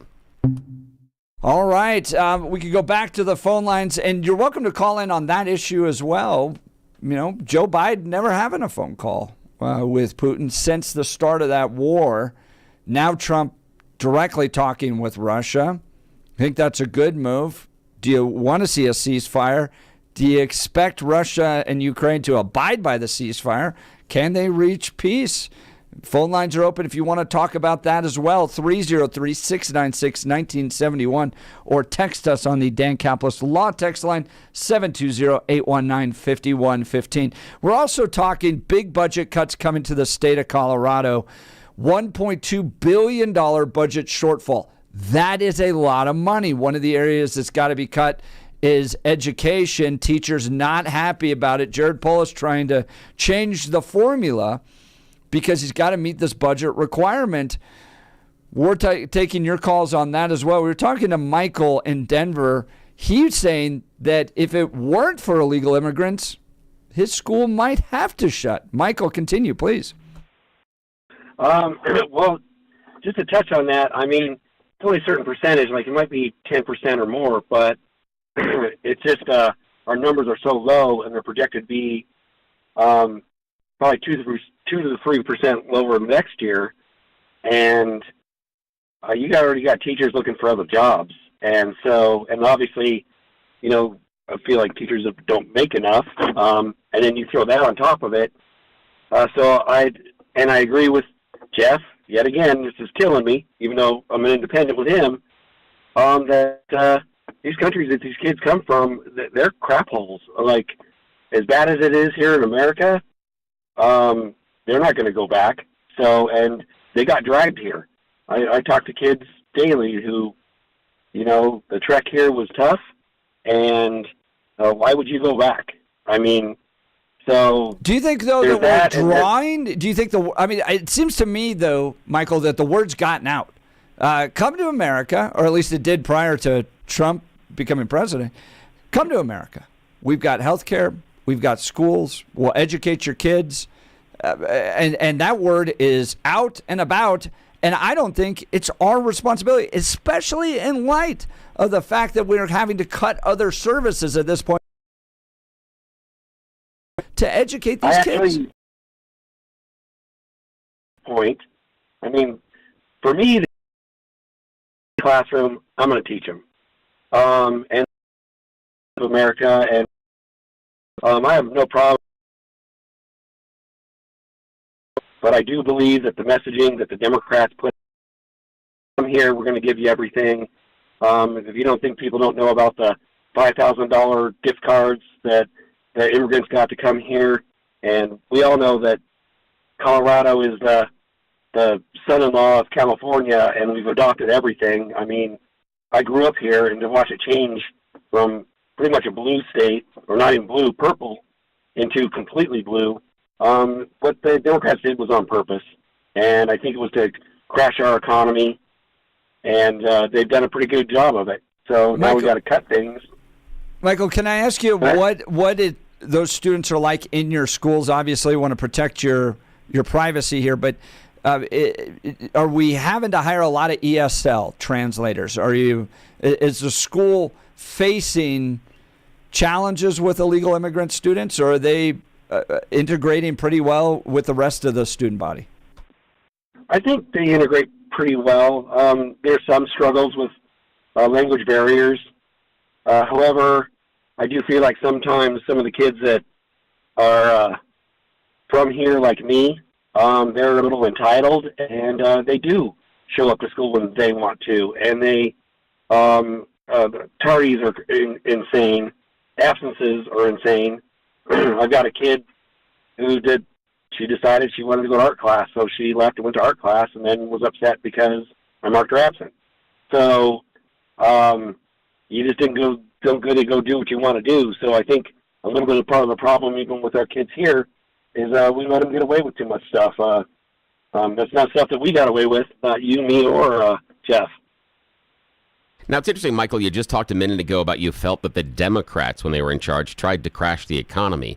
Is that a fair statement? Is that what I'm hearing from you? Is that how you feel? I do. Okay. I do. I feel now, like... question on that one. Why? What's the point? Why would you crash the economy on purpose? I feel like, well, maybe not so much crash the economy, is if you sit there and you tell all the illegals, if you come here, you get everything for free and we provide it, then they become dependent on the Democrats in government, and they're always going to get voted back in. I mean, they do it in Chicago. They do it in Detroit. But Michael, hang on a sec. Hang on a sec. But if we're talking about the illegals can't vote. So why would that be an incentive for the Democrats to bring all the illegals in your words, to crash the economy if they're bringing in a huge population of people that can't vote? Now, we can talk about, the goal eventually is to get them all as voters. And yeah, but we've seen how often we have had amnesty programs inside of our nation, and that it's few and far between. So the expectation, I don't believe, is relevant or necessarily applicable to your premise. That why would the Democrats be bringing in all of these illegals if the illegals aren't going to get them what they want, which is the Democrat votes? Good question.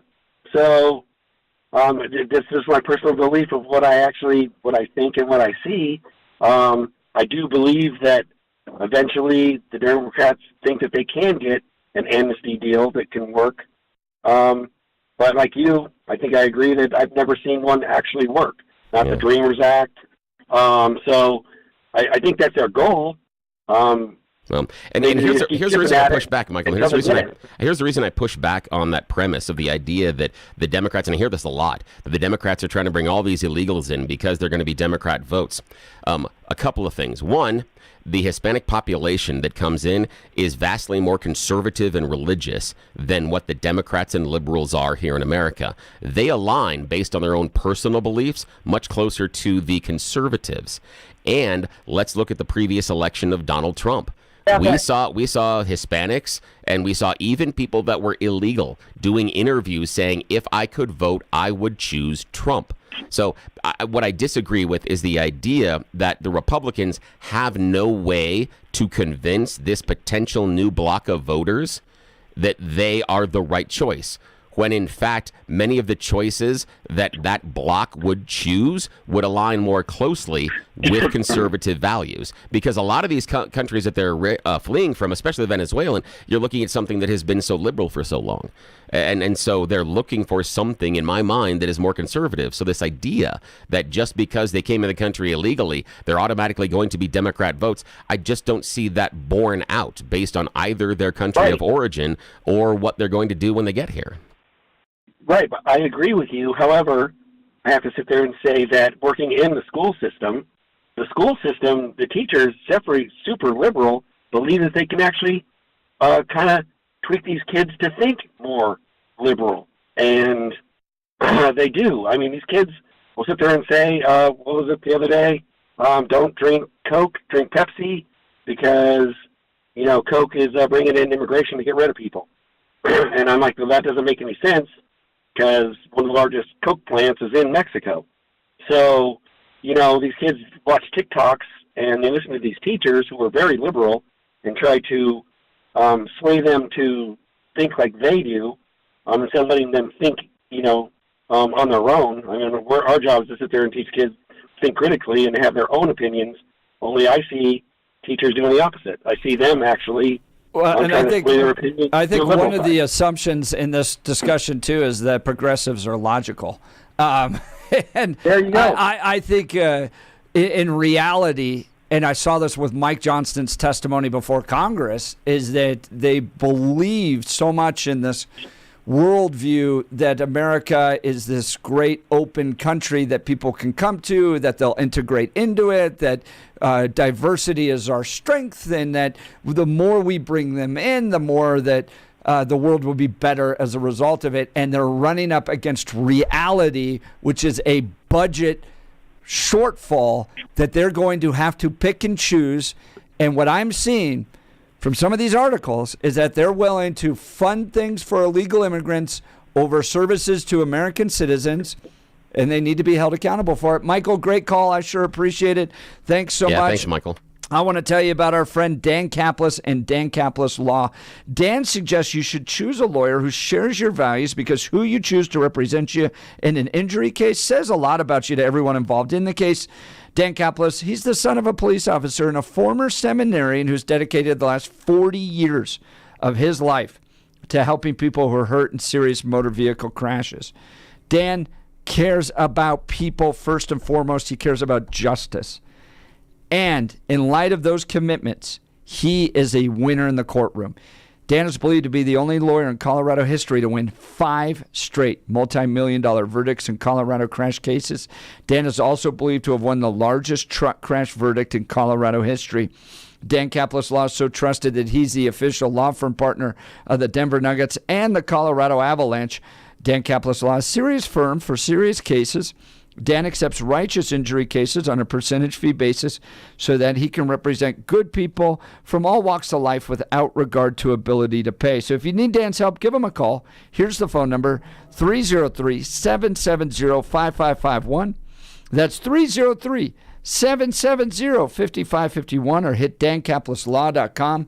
That's Dan, C-A-P lislaw.com. We'll continue with your phone calls and texts, and lots of text messages on this.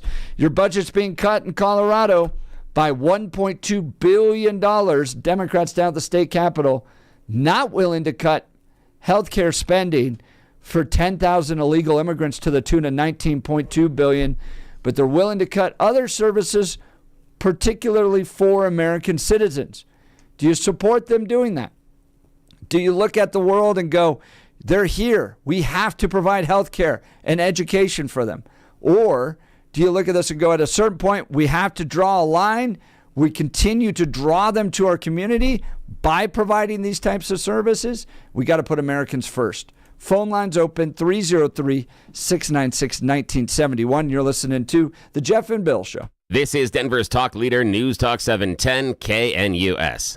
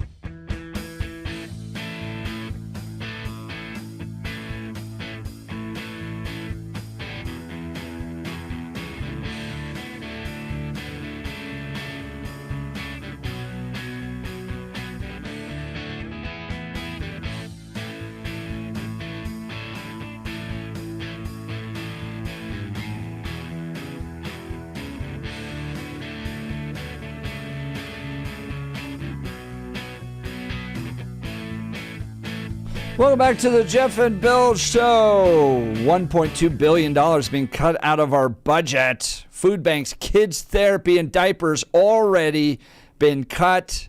Sorry, equine therapy, you're gone. But now they're looking at rationing healthcare and cutting in our schools, our education programs as well. Big protest on Thursday going to happen as school districts are shutting down so teachers can go protest. We don't have enough money. But a proposal to cut $19.2 million of Medicaid services to 10,000 illegal immigrant children, well, that's going to remain. The proposal to cut that was rejected by Democrats. How do you feel about all these choices being made? Let's go back to the phone lines. Jack, Wyoming. Good morning, Jack. You're on the Jeff and Bill Show. Good morning. Yeah, good morning. But the topic, there's a remedy to the topic. In the 30s, my great-grandfather brought an awful lot of Italians into this country. But the thing was, you had to sponsor them. When you sponsored them, and you were responsible for their well-being, he would set them all up in business, and then, of course, he would have the advantage of them having to buy the materials that they sold from him, so that was the edge that he got from it. But the thing was, they were productive. The first supermarket in the United States was opened in New York City. It was called D'Agostino's, and there's some D'Agostino's in Denver, too, by the way. Anyway, that supermarket was the very first supermarket in this country. You can look it up on the computer. My great-grandfather brought them here. But the thing was, they didn't come here where they could go ahead and be a parasite onto some kind of a welfare program. And if the people that sponsored them, they wouldn't sponsor a bum. What we have now is you've got the Democrats that are saying, everybody in the world, give us your underbelly of society, give us all your losers, and our tax dollars are going to pay for them, give them whatever they need. That needs to be shut down, completely and totally shut down. That's all I got. All right, well, Jack, what do you do with the two men that were on, again, it's anecdotal, but the two men that were on Peter Boyle's show this last Saturday, they're not pulling a government check, and they came in under, what it would be, we can talk about whether or not it's an asylum program from Venezuela, whether or not you believe they're asylum seekers, legitimately or not, but either way, they're not pulling a government check. They're not getting housing subsidies, they're not getting healthcare subsidies, they're not getting food subsidies, and they have jobs in which they have a temporary Social Security number, so taxes are being taken out of their checks, and they're paying their rent, they're paying their utilities, they're feeding themselves, and then taking anything that is left over and sending it back home. In fact, one of the gentlemen talked about not eating for a while because he was going to have to send money back home, kind of a thing. He had to make a choice. They're not being that parasite that you described. What do you do with that? Yeah, that's the exception, though. But yes, no, you're right. That's honorable. But not my great grandfather, but my grandfather went to Cuba in 1932. He was there 5 years after Castro took over. They thought he was a Cuban, but he shipped I don't know how many of the Cubans up to my father's business in New York. I mean, accountants, truck drivers, the mechanic Adolfo, he was a mechanic at Mack Truck in Havana. And my family is rich with this, not only from Italy, but from Cuba, and they've done all this. But they don't sponsor and send people that are losers. What this country has done is saying, give us the underbelly of your society, everybody's the same. What they're going to have to, at some point, realize that everybody is not the same. Everybody, just because you breathe air doesn't mean you're the same person as you are, Billy. I mean, you got to be able to, I know, here's the word, discrimination. But see, discrimination, when they used to say years ago that you're a discriminating person, that was a compliment. What they've done today is they smeared it all over with everybody has everything. I think it's different between discrimination and discerning. I think that's the difference that you're looking for between the two. Those are synonymous. Billy. But the way in which they're being used colloquially are a little bit different. And one is being used, and one's more used prejudicial, and one's used a different way. And so that's what I think you're looking for in the two. And what I'm worried about is, when you talked about earlier, Jack, the idea that all the illegals you paint with such a broad brush, they're all coming here as parasites, and that's not borne out based on the experiences that we've seen. They're not all coming here and to be parasites. They're not all coming here and going to be taken care of for 80 years. Contributing greatly to our tax revenue, we wouldn't have a giant budget shortfall. Jack, great call. But they're on the bottom end on the bottom end of the economic rungs. How much taxes do you think they're going to contribute? Well, if Jack wants, to Jack's point, if we want to have sponsors, there's someone worth $400 million leading our state that could easily sponsor some of these folks. But I don't see him using his money for that. Yeah, I don't think Elon's sponsoring anybody either. I don't think Elon's asking for Just illegal saying. immigrants I'm to just come saying if we're into our talking about. country. I'm just talking. If we're talking about rich people that want to sponsor people. I'm just saying rich people who can write the check. In fact, I bet Elon could subsidize Jared a whole hell of wants a lot illegal of immigrants here. schools All across right, the country. we'll continue the conversation. You're listening to the Jeff and Bill Show. This is Denver's Talk Leader News Talk 710 KNUS.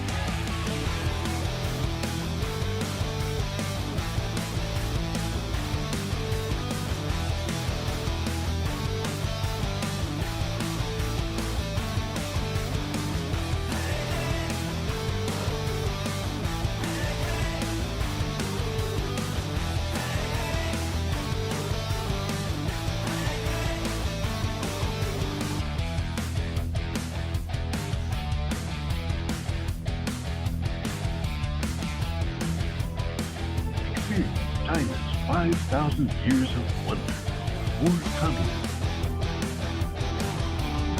Breathtaking, inspiring. See it at least once in your lifetime. Shenzhen.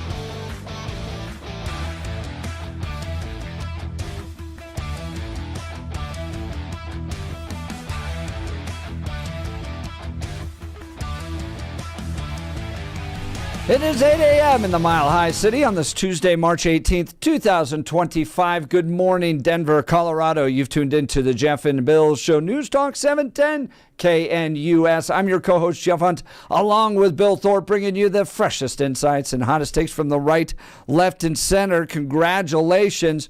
You just woke up in the greatest country in history. Donald Trump's your president. We're off and running. You're a go-getter. You're out there taking the kids to school, hanging out on spring break, heading to work, making your community better. And we are so glad you are joining the Jeff and Bill Show this morning. We got a lot to cover this hour. former Representative Greg Lopez is going to join us because Colorado on another list. One of the worst states in the country when it comes to roads. Yay. Thank you, Democrats at the state capitol. Remember, we have that caller that calls in all the time, too, about the amount of money Jefferson County is putting towards bike lanes. Bike lanes, funded by CDOT, not towards your roads. They always are very passionate, progressives, very passionate people in just the weirdest directions. And that's where your money goes, not towards things that can actually make your life any better. We're going to get to Greg Lopez in a second. We want to do a quick call, Bill, and then we'll get to Greg. What, Mary? Jacqueline? Mary? Mary, we'll do Mary in Denver. Good morning, Mary. You're on the Jeff and Bill Show. Morning. Hello. I just am wondering what happened to the pot money. That's a good question. I think everybody forgot about it, too. The short-term memory issues, pot, and the smoking. You were scammed is what happened to the pot money. Here, I can tell you all about this because I did a big major research project on this. So, Centennial Institute looked in. I want to just jump in. I can't stay on long. I just got to work. But the reason I'm saying it came in 2012. My kids were sophomores and juniors in high school. Yep. And I've seen the state go so downhill since then. And I'm thinking, where's all the money? Yep. And wouldn't that be funding? I thought it was supposed to go towards schools. It was. Yeah, it was, and they moved it around. They weren't truthful about where it went. Yep. And just where is it? Just like with other large retirement programs and things, they've decided to take it somewhere else. It's the same reason that nationally you don't have any money that's technically left in the big giant bank account for Social Security because they keep coming in, borrowing it, and moving to other places. And I don't know all the different places that it went, but every time that our legislature needed to carve off a little extra money for something here, a little extra money for something there, they just grabbed the pot money. And in reality, it wasn't much to begin with. So less than 1% of the entire state budget came from that pot revenue. And it went to small little lipstick projects like improving fire alarms in schools or adding a playground to a school. It wasn't much. This is why you were sold a bad bill of goods. And Democrats do this a lot of times when they want to fund stuff. It'll go to the kids. It'll go to the kids. It's not much. It really didn't. And commercialized pot could never, ever really compete with the fact that you can grow this in your backyard. So, yeah, Mary, appreciate it. And it's a good thing to point out that you were sold a bad bill of goods and didn't work out all that well. So, all right, let's get to Blake Olson with the news. Blake Olson. Blake Olson, news and comment. 47 and sunny this morning. Feels like about 39 degrees in Denver. Expecting a high of 60 today. It will be windy, anticipating at about 10 o'clock. The 7-10 5-day forecast coming up. Our top story, President Trump ending Secret Service protection for Hunter Biden and daughter Ashley. DJT called the number of people assigned to their detail ridiculous. I think it's 14 or 15 people, I think, and said their protection would be revoked immediately. Today, President Trump and Russian President Putin will talk over the phone about ending the war in Ukraine. NBC White House correspondent John Decker on with Jeff and Billy 30 minutes ago. Specifically getting to the point where it agrees to what Ukraine has already agreed to, which is a 30-day ceasefire. I asked the president yesterday whether he believes that Russia would agree to a 30-day ceasefire, and he told me he believes they would. So that's the optimism expressed by President Trump. But Russia's actions, the things that it has said, indicates that it does not wish to end the war in Ukraine anytime soon. I'm going to be optimistic and say they do, God willing, as long as Zelensky and his bosses at NATO don't provoke more war. And files relating to the JFK assassination will be released today. Also this morning, information in files relating to hard drug use by Prince Harry that would end his visa in this country. Two NASA astronauts, Sonny Williams and Butch Wilmore, are headed back to Earth after 9 months stuck in space. They're returning to Earth in a SpaceX Dragon capsule set to splash down off the Florida coast tonight. Mike Davis was on Benny Johnson and broke down the Marxist communist D.C. judge who's fighting to bring back the TDA gang members who were flown to El Salvador. These Democrat operatives and attorneys run to these Democrat activist judges, and they're trying to sabotage the presidency. They're trying to sabotage President Trump because they got their asses kicked in the election on November 5th. 2024. So they don't have the House. They lost the Senate, where we have a comfortable margin supporting President Trump. And a lady named Cassie Hunt, no relation to Jeff, on CNN trying to act smarter than Stephen Miller. Good luck with all that. Illegal alien invaders from our country who are raping little girls, who are murdering little girls, if each and every deportation has to be adjudicated in a district court judge. That means you have no country, it means you have no sovereignty, it means you have no future. It is fundamentally incompatible to have a country and have individual expulsions adjudicated by a single district court judge. I'm just trying to figure out at what point in the system do you, because what does the Trump administration believe? Because we do have separation of powers in this country. I hear what you're saying. Yes, you're saying the separation of district powers. court does not This is the have judiciary authority. interfering Stephen, in let me finish. the executive function. Let me That finish. is the separation of powers. That is the separation Did you of powers. ignore the judge's order here because you thought you could? So the judge's order and the actions taken by the Departments of Defense, Justice, and Homeland Security are not in conflict. And the Department of Justice has been clear that they are not in conflict. That went on for 9 minutes, and she had no chance. A Denver gang leader pleaded guilty Monday. Angel Taz Espinoza was the leader of the, I don't know how you say this, $2 gang or something like that, 2D dollar sign, and is one of 13 members indicted on 254 felony counts. He pleaded guilty to 2 counts of second-degree murder, 1 count of attempted murder, and 1 count of violating the Colorado Organized Crime Control Act. Espinoza was the leader of a brutal criminal organization that terrorized neighborhoods on the west side of Denver and showed no regard for human life.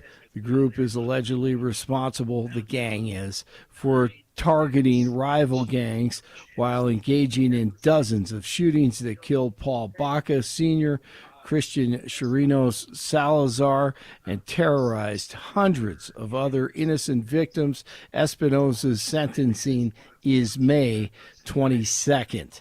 The NCAA tournament tips off tonight with some play-in games. The big day, though, is Thursday. Nuggets over the Warriors last night with without Nikola, 114-105. The Avalanche and the Maple Leafs tomorrow night. 45 in Centennial, 43 in Golden, 47 in Denver. Jeff and Billy continue. Joy, you said if elected, Trump will put you and Whoopi in jail for being comedians. Unfunny comedians, I should add. Maybe that should be a crime. I don't know. Blake Olson, News Talk 710, KNUS. A fast-moving Pacific cold front will come through Colorado's high country today, then out into the Front Range this afternoon and tonight, bringing a change in the weather. Increasingly cloudy, highs upper 50s and low 60s. Again, another very windy day. Temperatures will be falling this afternoon with a chance of showers. Rain and snow showers tonight, turning to snow showers, colder, lows mid to upper 20s, and windy.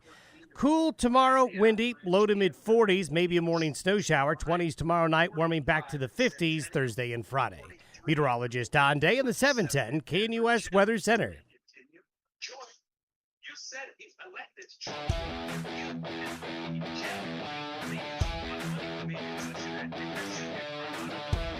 Welcome back to the Jeff and Bill Show. This is News Talk 710 KNUS, Denver's talk leader. And want to talk to you about a new advertiser here on the show, Wound Care Associates of Colorado. Now, if you or someone in your life has a slow-healing cut, a pressure sore, a diabetic ulcer, it does seem like it's a little problem, but not taking care of that little problem can turn into a very, very big problem.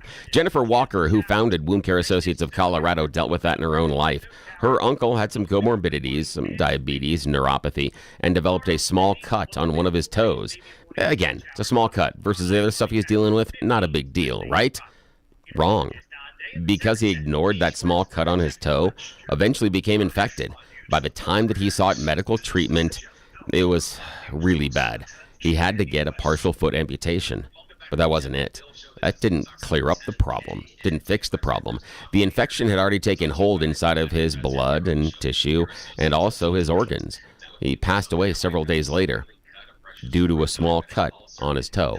It wasn't the other comorbidities, the stuff he was taking the medicine for, the stuff he was getting other treatment for. It was the cut. That's how serious this can be. Ignoring the problem doesn't fix the problem. That's why you need to reach out to Wound Care Associates of Colorado if you or someone in your family has that pressure sore, diabetic ulcer, or slow healing cut. Because Wound Care Associates of Colorado does it differently than every other wound care facility in town. Their wound-certified nurse practitioner will come to your house and give you the treatment you need in the private comfort and care of your own home. It's a personalized treatment plan that is going to maximize healing. Too many wound care facilities in Colorado just want to maintain the cut. I had experience with that in my own life. They just were hoping it didn't get any worse. That's not going to work. You wouldn't go to the doctor and say, gosh, we're hoping that cancer doesn't get any worse than it is right now. Doc, I'm going to go see another doctor and see if we can do something about getting the cancer out of here. Whatever treatment that is. You'd explore other options. So if you're dealing with a wound care facility that's just trying to maintain the wound, don't do it, because that torn skin and tissue is the perfect place for that dirt, germs, and bacteria to get access to your body. Talk to the leaders in the industry, Wound Care Associates of Colorado, doing it differently, customized wound treatment plan in the care, comfort, and privacy of your own home, and maximized healing results, which is different than those other places. Reach out to them today, coloradowound.com, coloradowound.com, if you or someone in your family is struggling with a chronic wound. Don't mess around. Wound Care Associates of Colorado are the best. That's why we trust them. coloradowound.com, coloradowound.com. And when you reach out to them, tell them you heard about them here on the Jeff and Bill Show. Back to you, sir. That's great to hear, Bill. Not good to hear. Colorado in road conditions, a new study has found, the Denver Post reporting, ranking now 43rd, while neighboring Utah ranked 8th. Study done by the Reason Foundation, a nonprofit think tank that analyzes transportation issues, ranked the states across 13 categories, including spending, pavement condition, fatalities, deficient bridges, and urban traffic congestion. Colorado ranked 47th on the condition of rural highway pavement. Believe me, they haven't paved the roads where we are. I'm lucky to get it graded. And 45th for urban highway pavement. It ranked 40th in urban fatality rates and 36th in traffic congestion. Study found drivers in Colorado on average spend 36 hours a year stuck in traffic. In spending and cost effectiveness, Colorado ranked 45th in money paid for road repavement and pothole repairs. 45th for road repavement and pothole repairs. Well, where's all that money going? Well, there's a congressman that was ahead of all of this, and he joins us now, former Congressman Greg Lopez. Greg, is this surprising to you that Colorado's this far down on the list when it comes to road quality? Get it graded. And 45th for urban pavement. They're ranked in urban fatality rate, 6th in traffic congestion. Study found drivers in Colorado on average spend 36 hours a year stuck in traffic. And spending and cost effectiveness, Colorado ranked 45th in money paid. This is Denver's talk leader, News Talk 710, KNUS. 45th for road repavement and pothole repair. Where's all that money going? There's a congressman that was ahead of all of this. He joins us now. Greg Lopez. Greg, is this surprising to you that Colorado is far down on the list when it comes to road quality? Hey, Jeff, can you hear me? Jeff, are you there?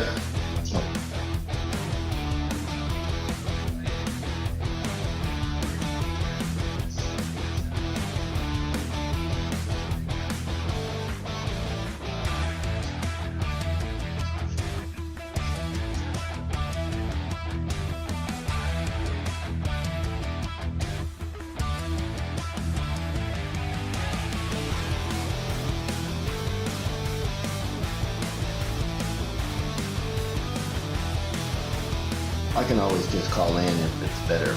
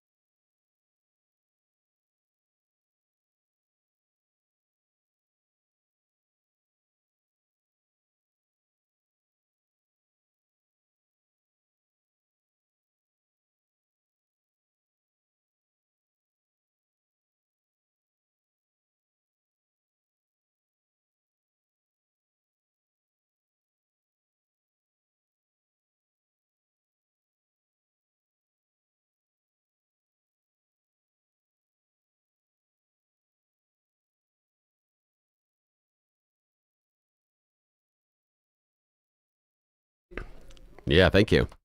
Hey, good morning, guys. It's a pleasure to be on your show all the time. And you know what, Jeff? You're absolutely correct. Look, Colorado roads since 2018 have been bad, and CDOT has been asleep at the wheel.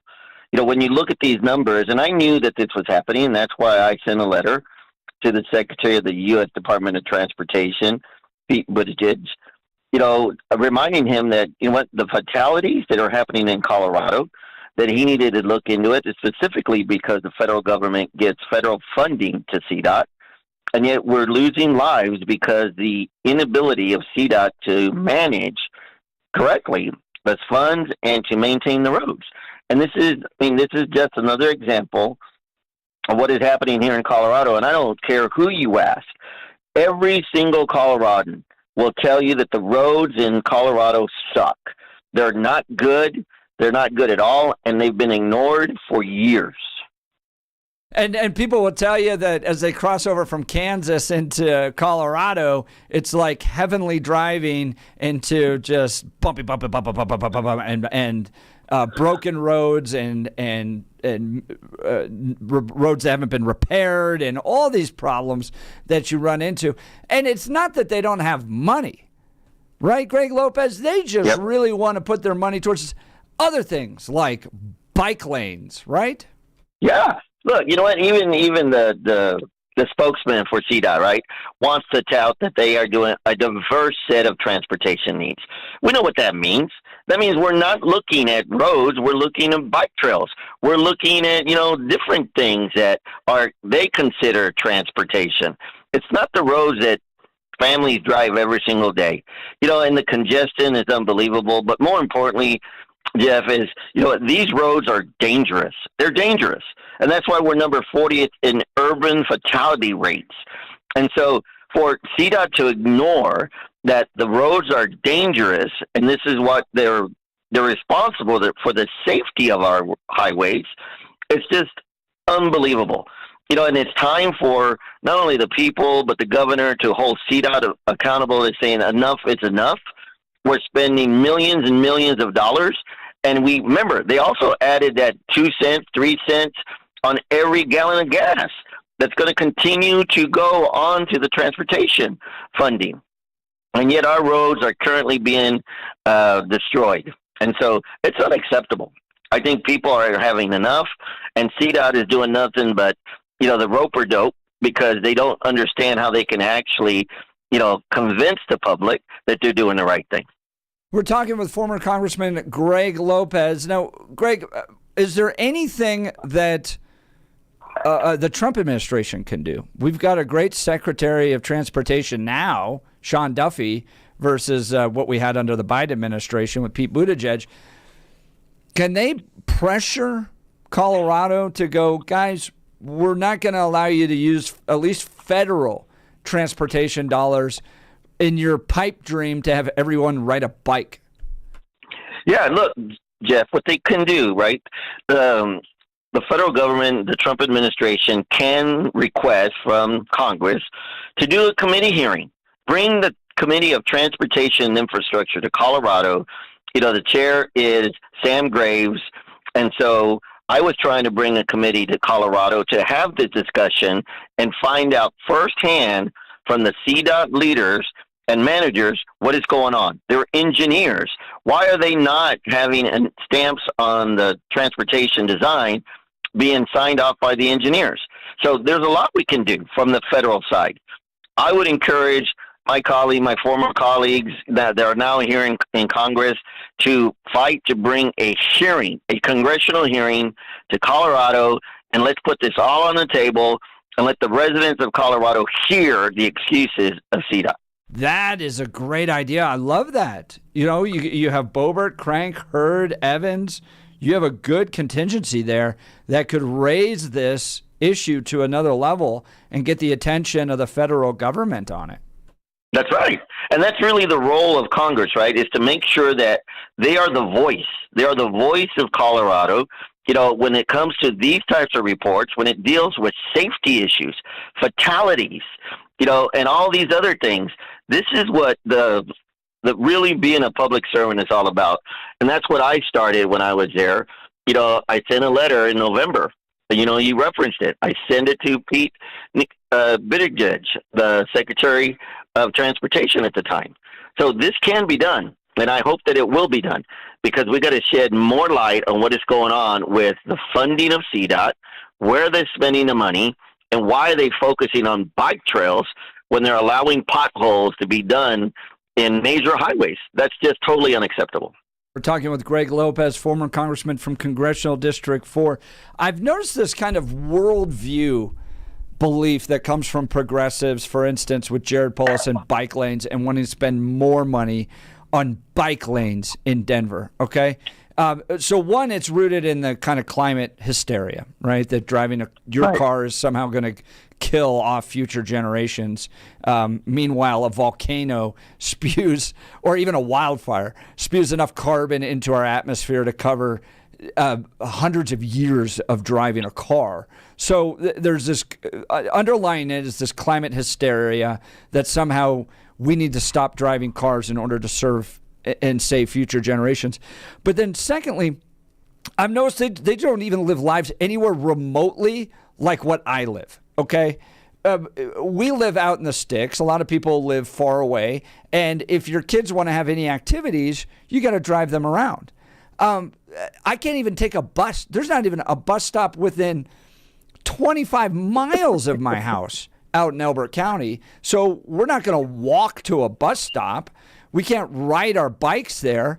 And then you've got groceries, you've got the kids' activities, you've got school pickup lines, you've got kids that have to get to work. We're not all 23-year-olds living in downtown Denver, where everything's within walking distance. We live lives that require us to be in cars, and it seems like part of the craziness of the left here is that they don't even live lives remotely like ours to be able to sympathize with what we go through.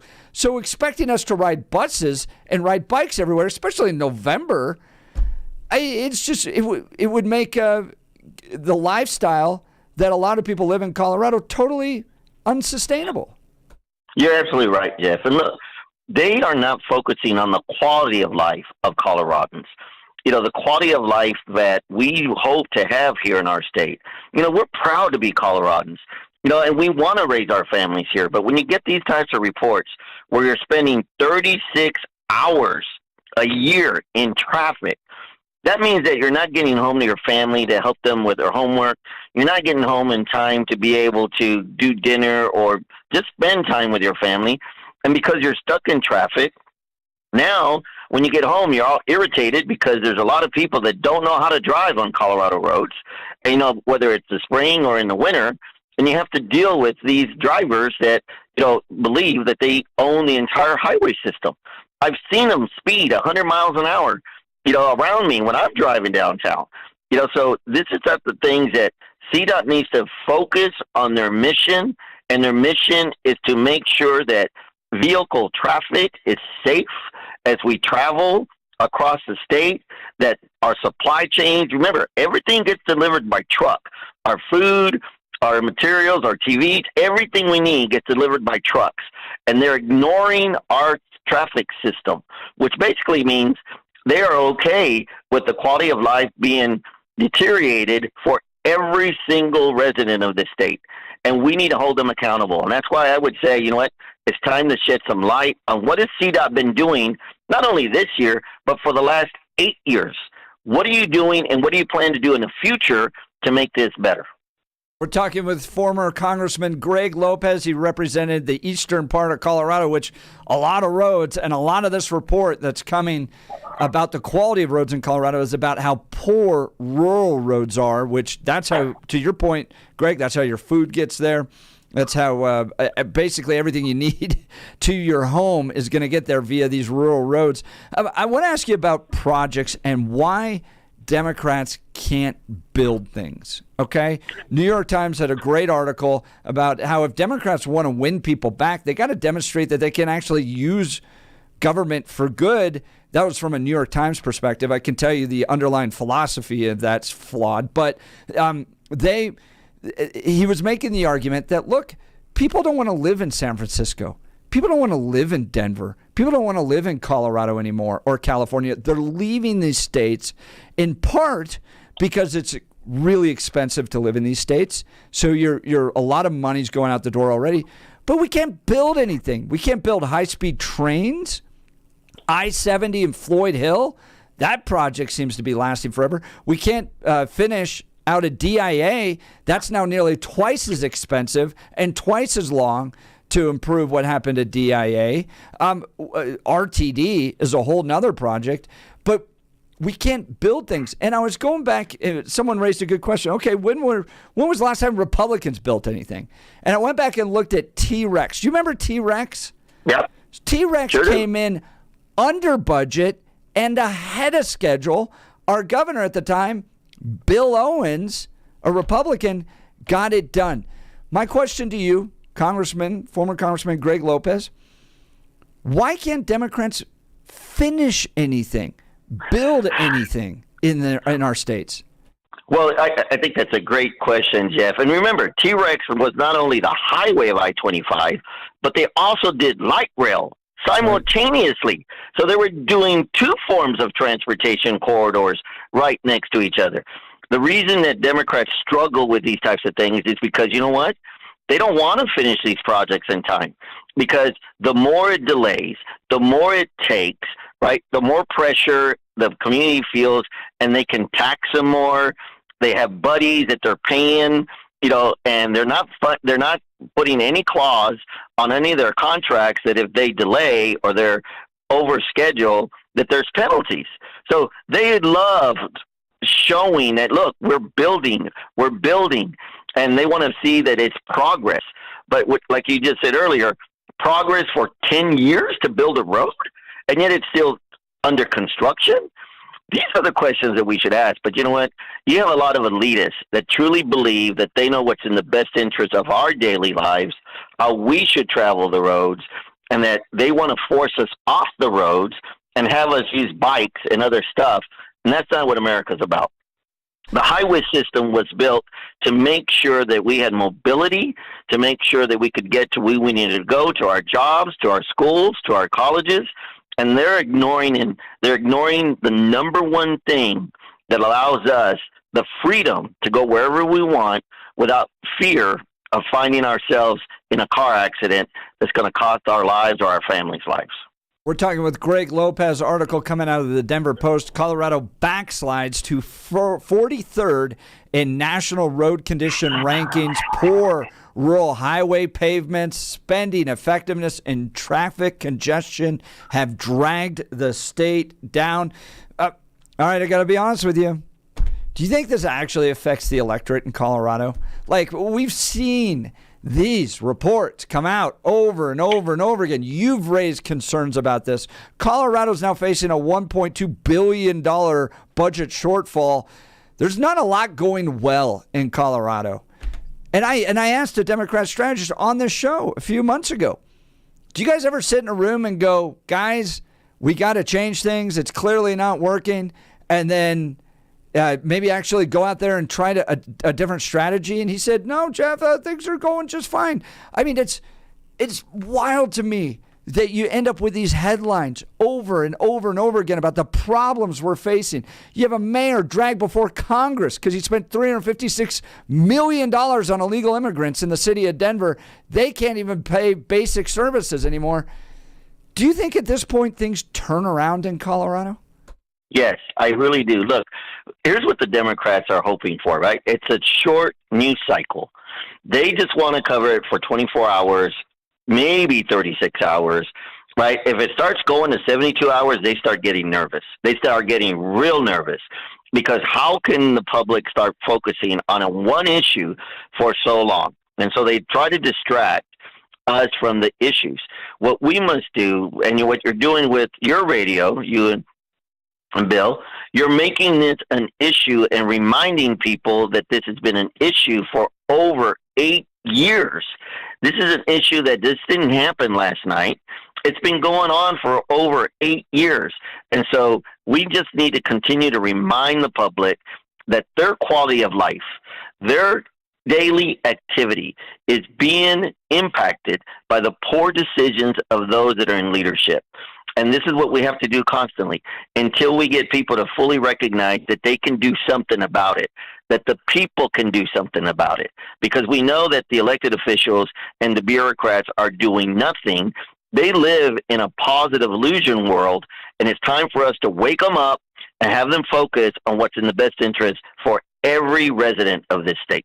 We're talking with Greg Lopez, former congressman. Greg, to that point, I think people would have a little bit more grace towards, progressive special interest projects if basic services were being provided, right? Like with Mayor Mike Johnston, the guy wants to run out there and house every homeless person that lives there. Okay, well, you get half of your revenue for the city from sales tax. So if you can't provide basic services like safety for people to come and visit the city, you're not going to get money to do your special projects. And in this case, all right, you guys want to go out there and build bike lanes. I don't think conservatives are like, no, bike lanes, terrible thing. I mean, the city of Denver, they're awful, but you want to build them, up in Jefferson County. But if you can't provide basic services like quality roads for people and finish projects, then running out there and spending money on bike lanes just seems like you can't get the basics right.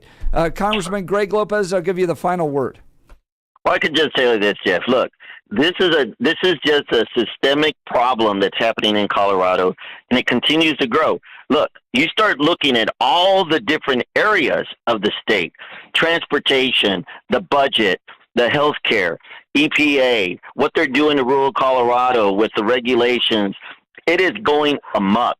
And the quality of life of everybody that lives in the 64 counties is being negatively impacted by the decision makers that are currently leading this state. And I think the people are ready for a change. Thank God that there's an election in 2026, because the people will have an opportunity to voice their concerns and change leadership to make sure Colorado goes down the path where we can build a state where everybody can have a good life with them and their families. There's a lot of money here. It's just being spent in really bad directions, and that's the result of the leadership of the state of Colorado. Former Congressman Greg Lopez, thank you so much for taking time to join the Jeff and Bill Show. Yes, have a good day. You bet, guys. You take care. I think getting the Republicans to call for a press conference around this, some investigation into where all this money is going, is a great next step. What do you think about what we're doing with our transportation dollars in the state of Colorado, why things can't get fixed? Good text messages coming in, 303-696-1971 if you want to call us. The Dan Caplis Law text line, 720-819-5115. Here's a text message from 4667. Greg is spot on. I do remember T-Rex. They did remarkable things, especially that they finished early. This Santa Fe project at C470 and Highlands Ranch is taking forever. Then I think next week they start at Mineral and Santa Fe. It's a nightmare.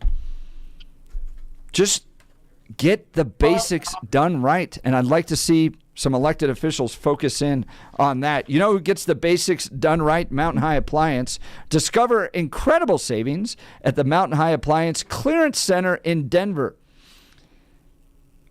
Their clearance center offers a huge selection of ranges, refrigerators, washers and dryers, and more. You can save up to 60% on open box, scratch, and dent display models, and overstocked appliances from Bosch, Thermador, Kitchen, and many more. You got to go down and check it out. 60%. My goodness. When you're looking for great deals on appliances, think Mountain High Appliance Clearance Center for best prices and selection. They're at 601 East 64th Avenue in Denver. That's the location of their clearance center. I mean, 60% off because the box was open? That's a deal you want to take advantage of. Mountain High Appliance. Check them out. Here's the address again, 601 East 64th Avenue in Denver, Colorado. Bill, let's go to the phones. Let's go to Vern in Denver. Good morning, Vern. You're on the Jeff and Bill Show. Morning, Jeff. Hey, thanks a lot for having on Mr. Lopez. That was awesome.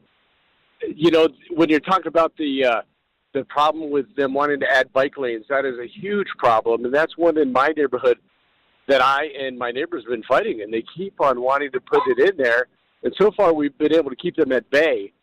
And the problem is the safety on those. It is ridiculous, and they're ugly.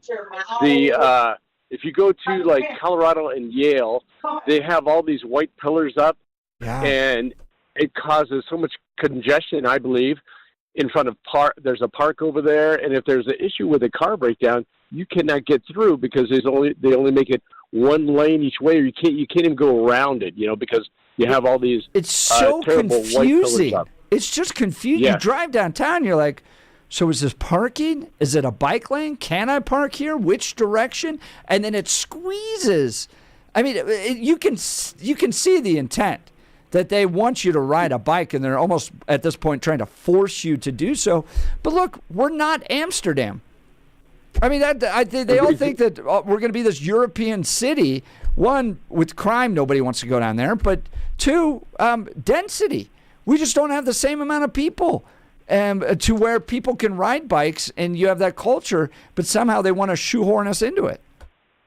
Yeah. It's not going to happen here in Colorado as far as the culture goes. I mean, I've been living at my house since '85, basically, and I used to ride bikes all the time, and I'd go down the Bear Creek Trail, right?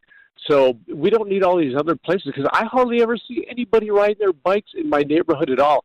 I see a lot of people walking, but there's nobody riding their bikes, and it's ridiculous to spend that type of money on that type of thing. And I now, agree. Vern, how did you guys fight it? I'm intrigued by how you're keeping the bike lanes out of your little neighborhood there.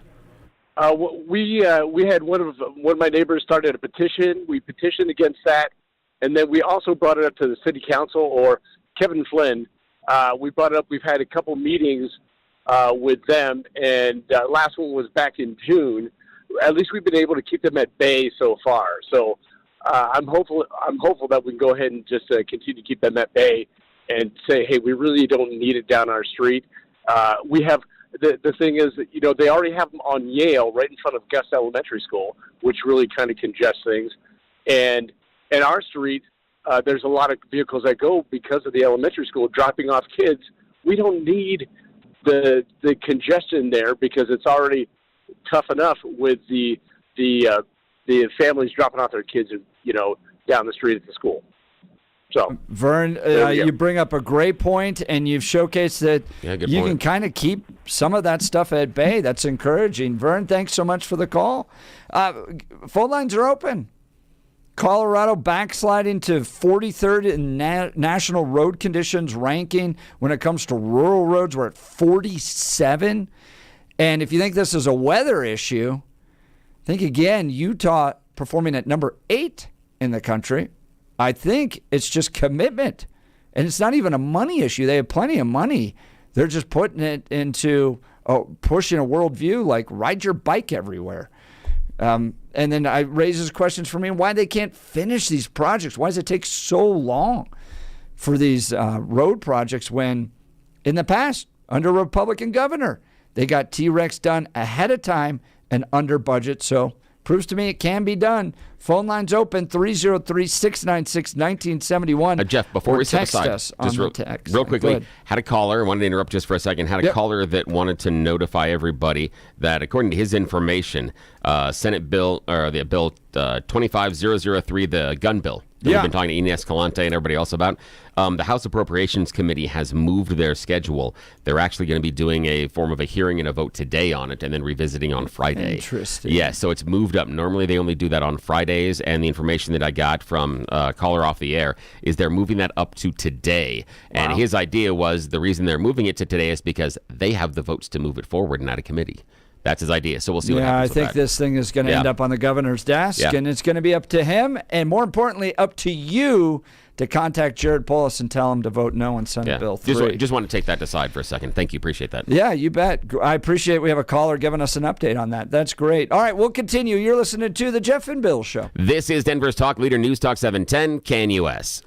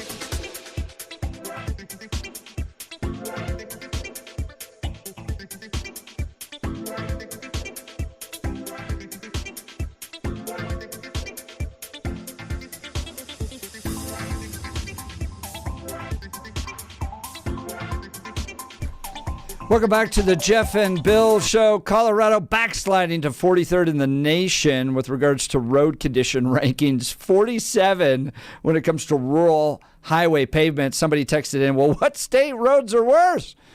Well, I got that for you. California, Washington, and Alaska ranked lower than Colorado. North Carolina ranked the highest. Utah ranking was number 8, in part because of better rural pavement, relatively low fatalities, and low traffic congestion.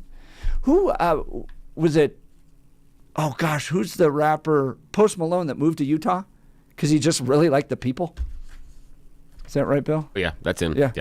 Yeah, I mean, I get it. We had Mormon neighbors, best neighbors. They make the best neighbors. They'll do anything for you. They're amazing. Yeah. We have our neighbors next door to us are Mormons. They're fantastic people. They They're are wonderful people. Mormons make the really best special. neighbors, then Catholics, and then low down are the Presbyterians. They're really, really special people. They're really fantastic. They mean a lot to us, and they're great. Yeah, we feel very lucky to have them next door to us. Yeah, I get it. Move to Utah. Good state. All right, let's go to the phone lines. Mary, Wyoming. Speaking of a good state, Mary, all the way from Wyoming. Good morning, Mary. Morning. You're on the Jeff and Bill Show. Hey, good morning, guys. One of the things that, I'm struggling with is that the conversation is usually about the illegals and their plight. It doesn't seem like any is addressed that how the illegals impact the Coloradans. An example to me is that the two that were on the Peter Boyle show, you talk about how they did not take any subsidies or anything from, the state. So, why wouldn't that be okay? Well, those folks, and there's a lot of them that don't have the plight of many of the families that need a lot of support services. So what I'm trying to say is that many of those have displaced the Coloradan workers in good paying jobs, because there's no E-Verify in your sanctuary city.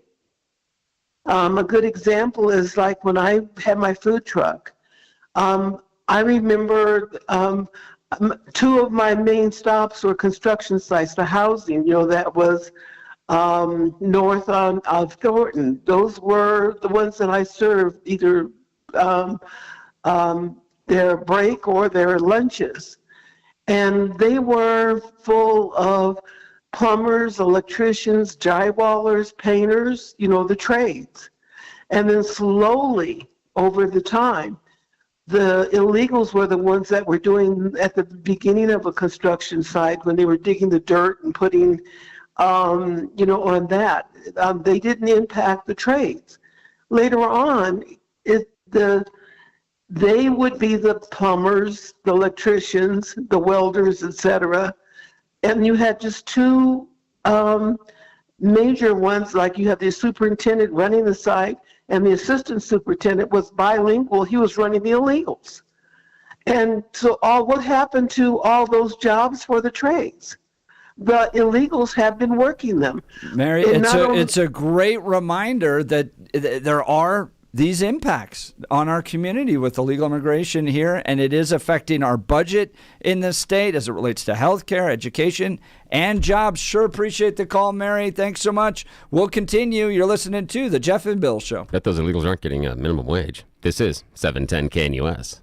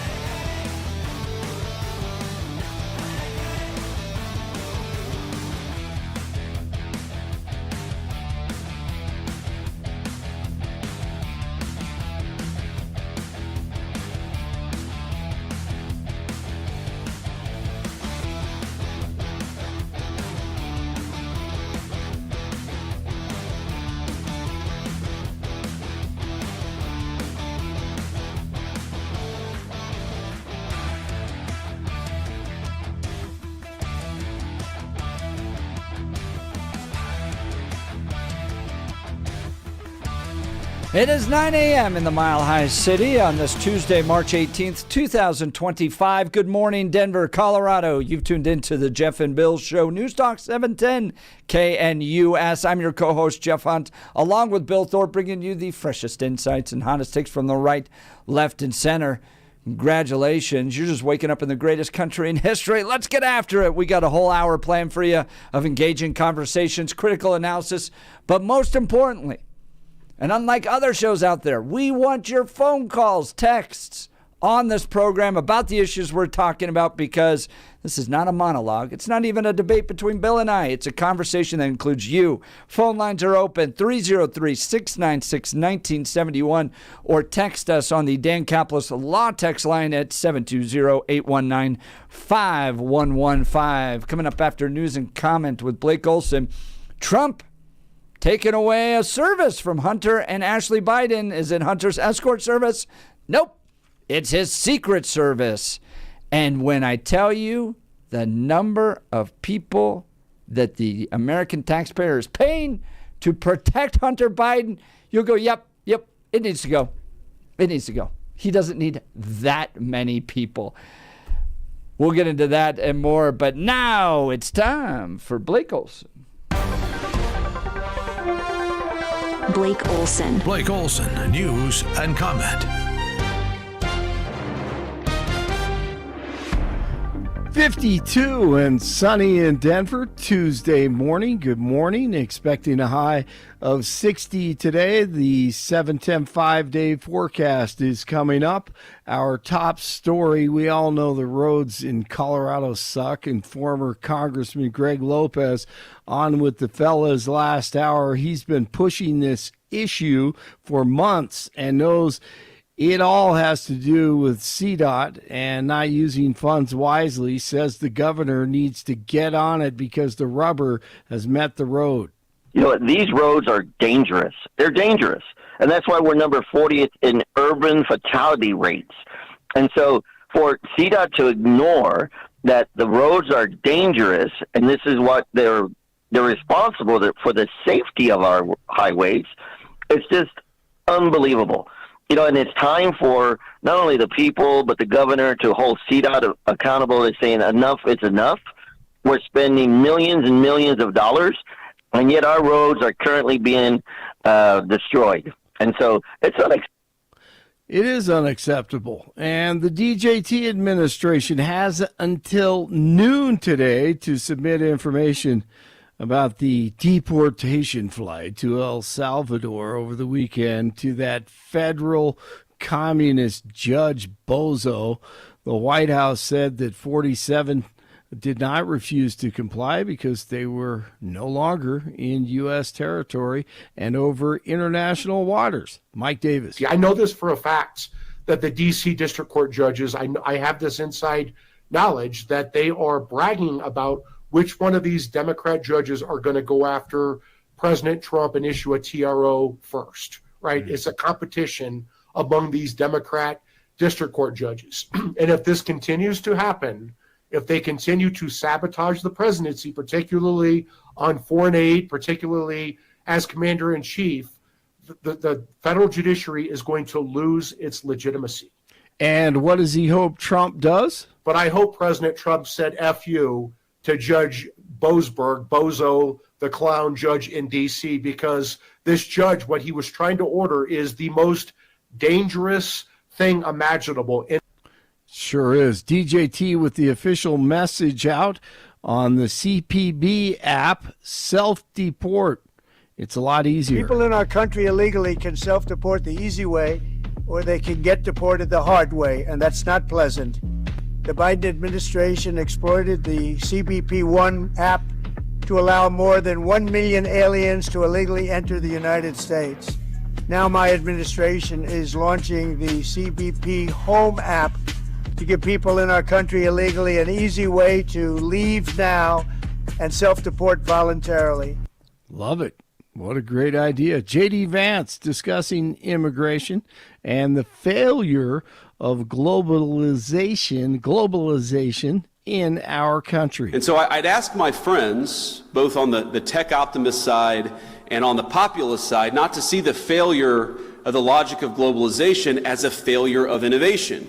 Indeed, I'd say that globalization's hunger for cheap labor is a problem precisely because it's been bad for innovation. Both our working people, our populists, and our innovators gathered here today have the same enemy. And the solution, I believe, is American innovation.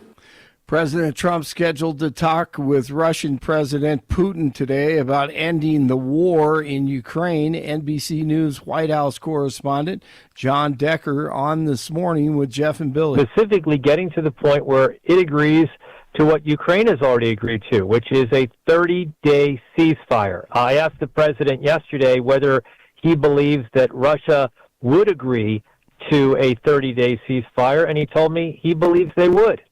So that's the optimism expressed by President Trump.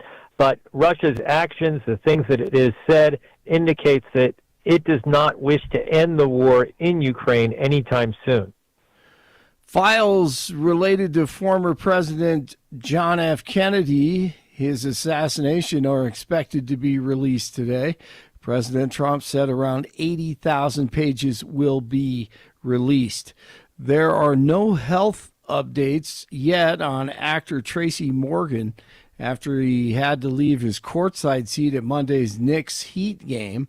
Madison Square Garden staffers were seen attending to Morgan, who had vomited and suffered a nosebleed. He was apparently so weak he was barely able to get into a wheelchair. The world champion LA Dodgers beat the Cubs 4-1 in the first game of the Tokyo series this morning to start the Major League Baseball season. And the NCAA tournament tips off tonight with some play-in games. Nuggets over the Warriors, Blake, 114 to 105 last night. Blake, are you a bracket guy? Yeah, I fill it out. You're gonna fill I it make out. sure I do it in like 4 minutes. Yep. Have you made your pick? Got it filled out. How about you? Yep. I have made my pick. Who's going all the way for you? I hate to admit it, but I put Duke down there. That's who I picked too. That's exactly who I picked too. Every year, it's like, yep. I think that's a good pick. I mean, I'm excited about Troy. Troy is my alma mater, so they're in it. Don't forget CSU. Friday. Yep. Troy. Yep. I think there might be a bit of a delay here. I apologize for that. Blake, that's all right. CSU. Where do you think they're going to go? How far do you think they're going to go in the tournament? I don't know. I mean, they play Memphis. I think that game's a toss-up. I mean, they were a 2 seed in the Mountain West Conference. I saw them play once or twice, and they definitely, I mean, if they get hot, they have a chance to win a couple of games. I wouldn't be shocked if they find their way into the Sweet 16. They're one of those teams that could do it. It's just, man, anything can happen in those games. Even a 16 seed can upset a number 1 seed, and that's why we watch the tournament. That's why Thursday and Friday this week are the absolute best to me. So anything's possible. It's just, I do the bracket and I try not to think about it too much. I just go whatever I'm feeling right then, and then just go with it, because otherwise you start thinking about it too much, and then you get ticked off later because all the upsets occur. So, yep, I was just feeling Duke by the time it came down to the Final Four and then the championship last night. I'm like, okay, I'll go with Duke. So we'll see. We have our family bracket, and we'll have a blast with it. My wife went to St. John's, so we're going to be rooting for St. John's, CSU, and Troy. So that'll be fun this week. It is 50 in Lone Tree, 49 in Louisville. I'm thinking Final Four in basketball, Louisville, Colorado, and 52 in Denver. Jeff and Billy continue. Blake Olson, News Talk 710 KNUS. A fast-moving Pacific cold front will come through Colorado's high country today, then out into the Front Range this afternoon and tonight, bringing a change in the weather. Increasingly cloudy, highs upper 50s and low 60s. Again, another very windy day. Temperatures will be falling this afternoon with a chance of showers. Rain and snow showers tonight, turning to snow showers, colder, lows mid to upper 20s, and windy. Cool tomorrow, windy, low to mid 40s, maybe a morning snow shower. 20s tomorrow night, warming back to the 50s Thursday and Friday. Meteorologist Don Day in the 710 KNUS Weather Center.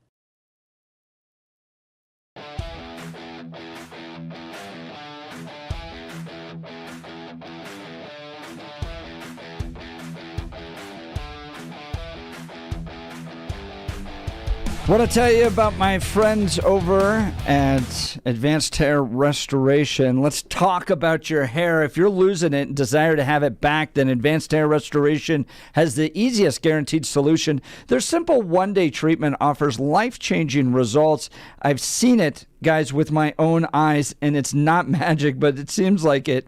They put hair where you need it the most, and bam, it grows. It's actually science. Advanced Hair has it all, from top-rated Dr. Tanya Pauls to modern technology, and best of all, you get your very own natural hair that begins regrowing the very next day. Advanced Hair even guarantees that it will grow for life. So schedule your free consultation now, 720-459-HAIR.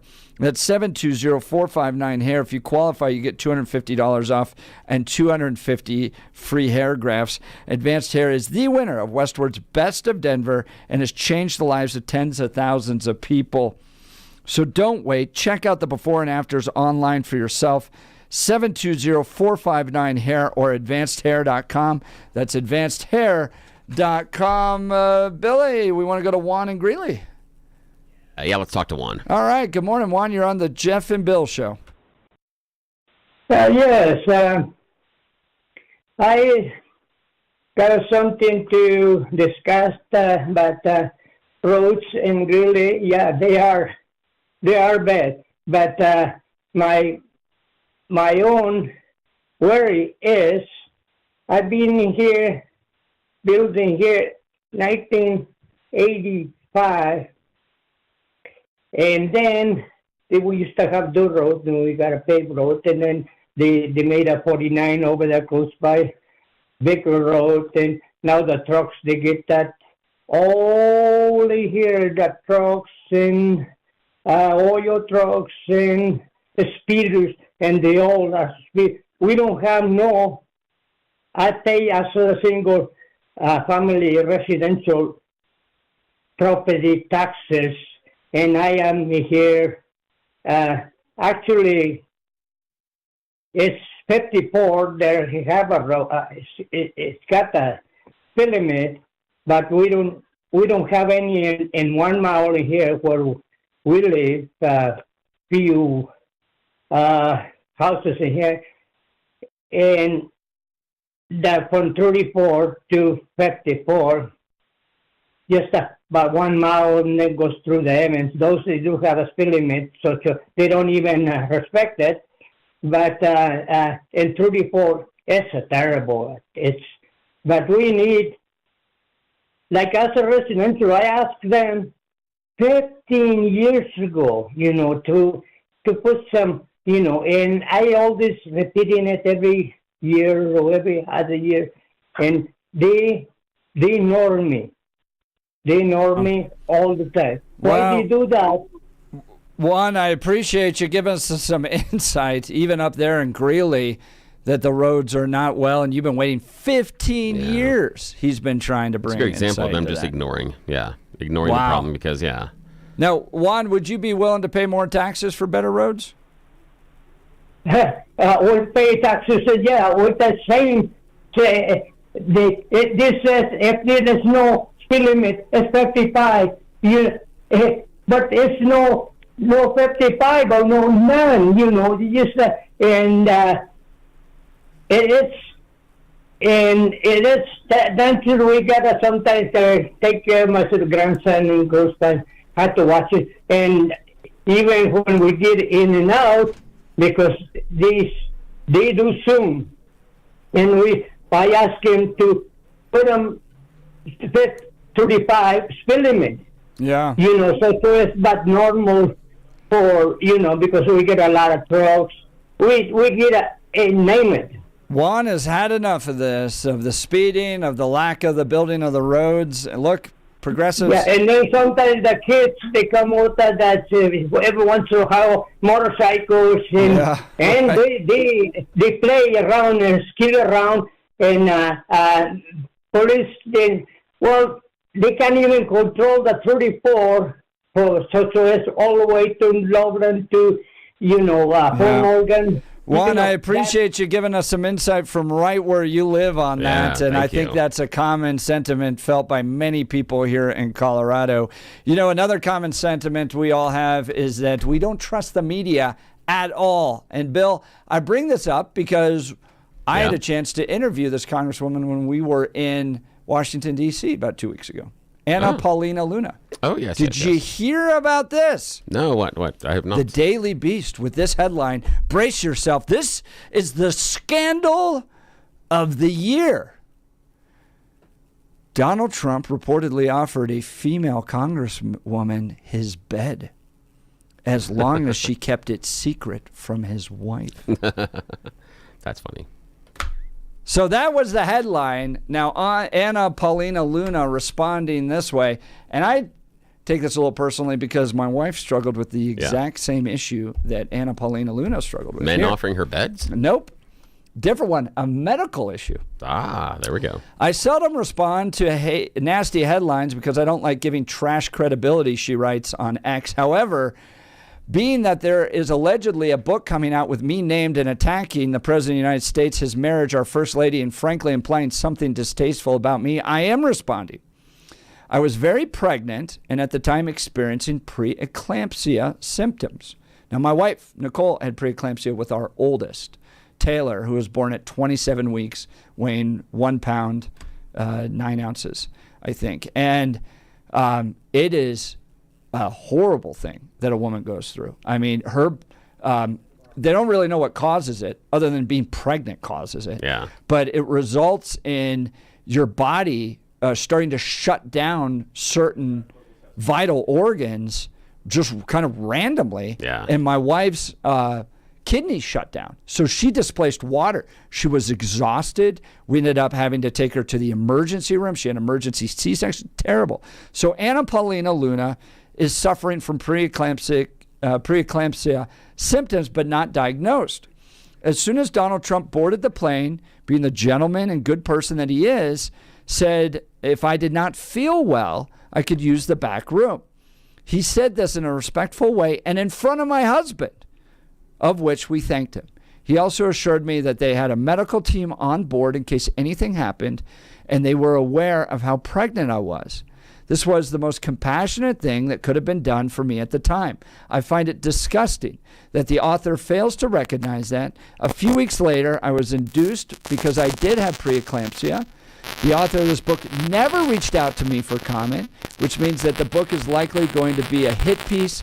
If people in the president's orbit are talking to this author, they need to be cut out immediately. This is gross, she writes. Yeah. So he offers the bed for the woman to lie down with her husband while she's suffering from preeclampsia, and the headline from the Daily Beast, Trump offered a female congresswoman his bed as long as she kept it secret from his wife. Yeah. I'm just curious about where I'm curious the reaching out based on the author and the publisher. Yeah. I'm just curious, and it may not have necessarily been directly to her office, but it could be through representation, etc. I'm just super curious about that one because those are, again, I don't know what else is in the book, but those type of things normally for a publisher raise red flag based on defamation and libel law. And so those are the things that you normally need 3 sources to triple check those. Interesting. That you want to triangulate. And so you're looking for 3 sources on that the story is consistent. Not just, yes, he offered the bed, but the idea that the story is consistent between all 3. So that's what I'm super curious about, is what is the vetting process and who's the publisher and what do they do on the back end because if it is held up to be something more untoward, something that is more about flirting, then she may have a libel or defamation claim on her hands because they have held her out and tried to sully her reputation in a way that is not verifiable. While she's a public figure, it wouldn't necessarily fall for malice, but it could be reckless disregard for the truth, and that could be proven based on a lack of inquiry as to whether or not this is true. So I'm super curious about this one. And I put it in the category of, this is another reason why nobody trusts you, media. I mean, come on, guys. Give me a break.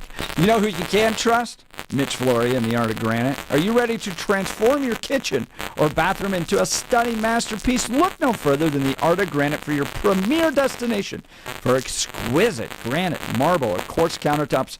Look, for over 15 years. Mitch Floria, the owner of the Art of Granite, who's a great guy, by the way, wonderful patriot. He's got signed Constitution Declaration up in his office. He's been crafting and installing custom countertops, fireplaces, showers, and more. Their team of experts will guide you through the selection process, ensuring you find the perfect stone to match your style and budget. So visit their showroom in Golden or browse their online inventory at theartofgranite.com. Discover the endless possibilities for your home renovation project. And if you mention KNUS, you'll get a free bathroom countertop with new kitchen countertops. All you got to do is mention that secret password, KNUS. Or choose a free kitchen or bathroom sink with any countertop package. So don't wait. Transform your home into the oasis you deserve and schedule your free consultation with Mitch today. All you got to do, go to the website, theartofgranite.com. That's theartofgranite.com and mention that secret password, KNUS, for those exclusive savings. Transform your kitchen or bathroom dreams into reality with theartofgranite.com. We got another phone call. Let's go to Nick in Denver. Good morning, Nick. You're on the Jeff and Bill Show. Morning. Thanks for taking my call. I was listening to different people talking about the sad state of affairs on our roads, and everybody knows our roads are terrible, and nothing is going to be done because we are a one-party state. The Democrats control every level of, or every lever of the information flow, and the only way to really get to the bottom of this is to have a really, truly independent audit, but that's not going to happen. I'm sure a lot of the money that is supposed to go to the CDOT is being wasted and just flittered away, but we don't know. And until an audit is done, we won't know, and I don't think an audit will be done. And that's why we need to, I know there's a big election coming up next year, but the voters need to find out what's really going on. We are a one-party state, and information only goes one way right now. And Nick, to that point, I think Greg Lopez was trying to do that by bringing the attention of the federal government, his office, to Pete Buttigieg on this. That wasn't going to go anywhere because of the current administration, but now, and Greg brought this up in the last hour, Greg Lopez said that Lauren Boebert, Jeff Hurd, Jeff Crank, and Gabe Evans could call for the Department of Transportation to look into transportation spending in the state of Colorado. Where is it going? And I think Republicans at the State House and State Senate could raise some light on this. But look, at the end of the day, they're spending the money where they want to, which is on bike lanes, diversity programs, all that other stuff. And it's going to be the voters of Colorado that go, get the basics right. Get our roads fixed. Well, you're absolutely right. They're going to do exactly. It doesn't make any difference what inquiry is done. They're going to spend the money the way they want, and they have basically a screw you attitude to the public. They're in charge. We're a one-party state, and the only thing that can change that is another election. And hopefully enough people will wise up. I got a question here with both Nick and Jeff, because Jeff just brought up the idea that, okay, we're spending money on bike lanes, so that would be a question of priorities. But Jeff also rolled in the idea of diversity programs. Do we have any information or anything showing that diversity programs are siphoning off road funds. Do you have any information showing CDOT is paying for DEI programs and in not going out there and building bike lanes or walking trails or something else that we may think is not necessarily needed, but would be covered under transportation? Well, I can guarantee you common sense will tell you yes, yes, and yes. But again, if nothing's going to change... But Nick, why would common sense tell you yes, yes, and yes? And the only reason I ask that is because inside of a budget, when the money is allocated and it's signed by the governor, that becomes law. It's part of the reason that DOJ is going to, if we had Congress they doing don't something... care about the law. They do exactly what they want. But the issue is that they can't ignore it. If someone would file a lawsuit, etc., you would assume that someone on the conservative side of things would have the ability to, and say, that money was allocated for X, and you're spending it on Y. That would be a violation of the law, because every time that budget bill is passed, it becomes a law.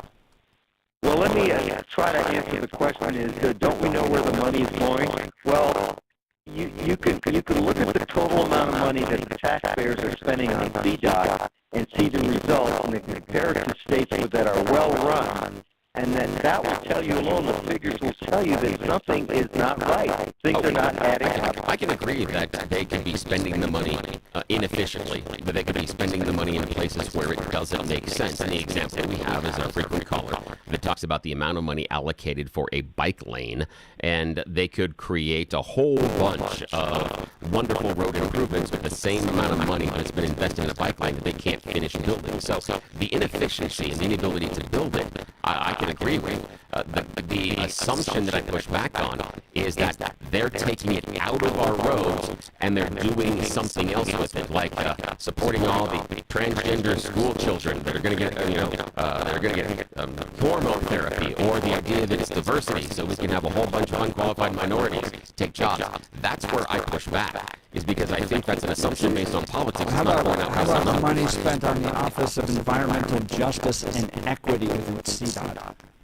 It depends on how much money is being spent there and what are they doing. Because if it's environmental justice and equity. Again, but I think the amount is important, because if they're spending $50,000 on it, that's less impactful than if they're spending $50 million. How about for me, it would be no, but it would be based on equity programs, small business certifications, and civil rights compliance requirements for engineers, contractors, consultants, local agencies, and trainings. Yeah. This includes training, civil rights compliance for construction. I mean, they've got a huge list here.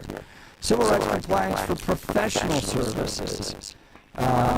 Disadvantaged business, enterprise, and emerging small business program. Yeah, and that may be... There's a penny spent on that. Well, the issue there is, and here's the idea, if you don't think that we should spend on the small businesses, the idea there that what I'm looking at and what I believe those programs do, and I could be completely and totally wrong, but my past history with them has been they encourage and reach out to smaller businesses, smaller contractors, and give them an opportunity to participate in some of these large government programs.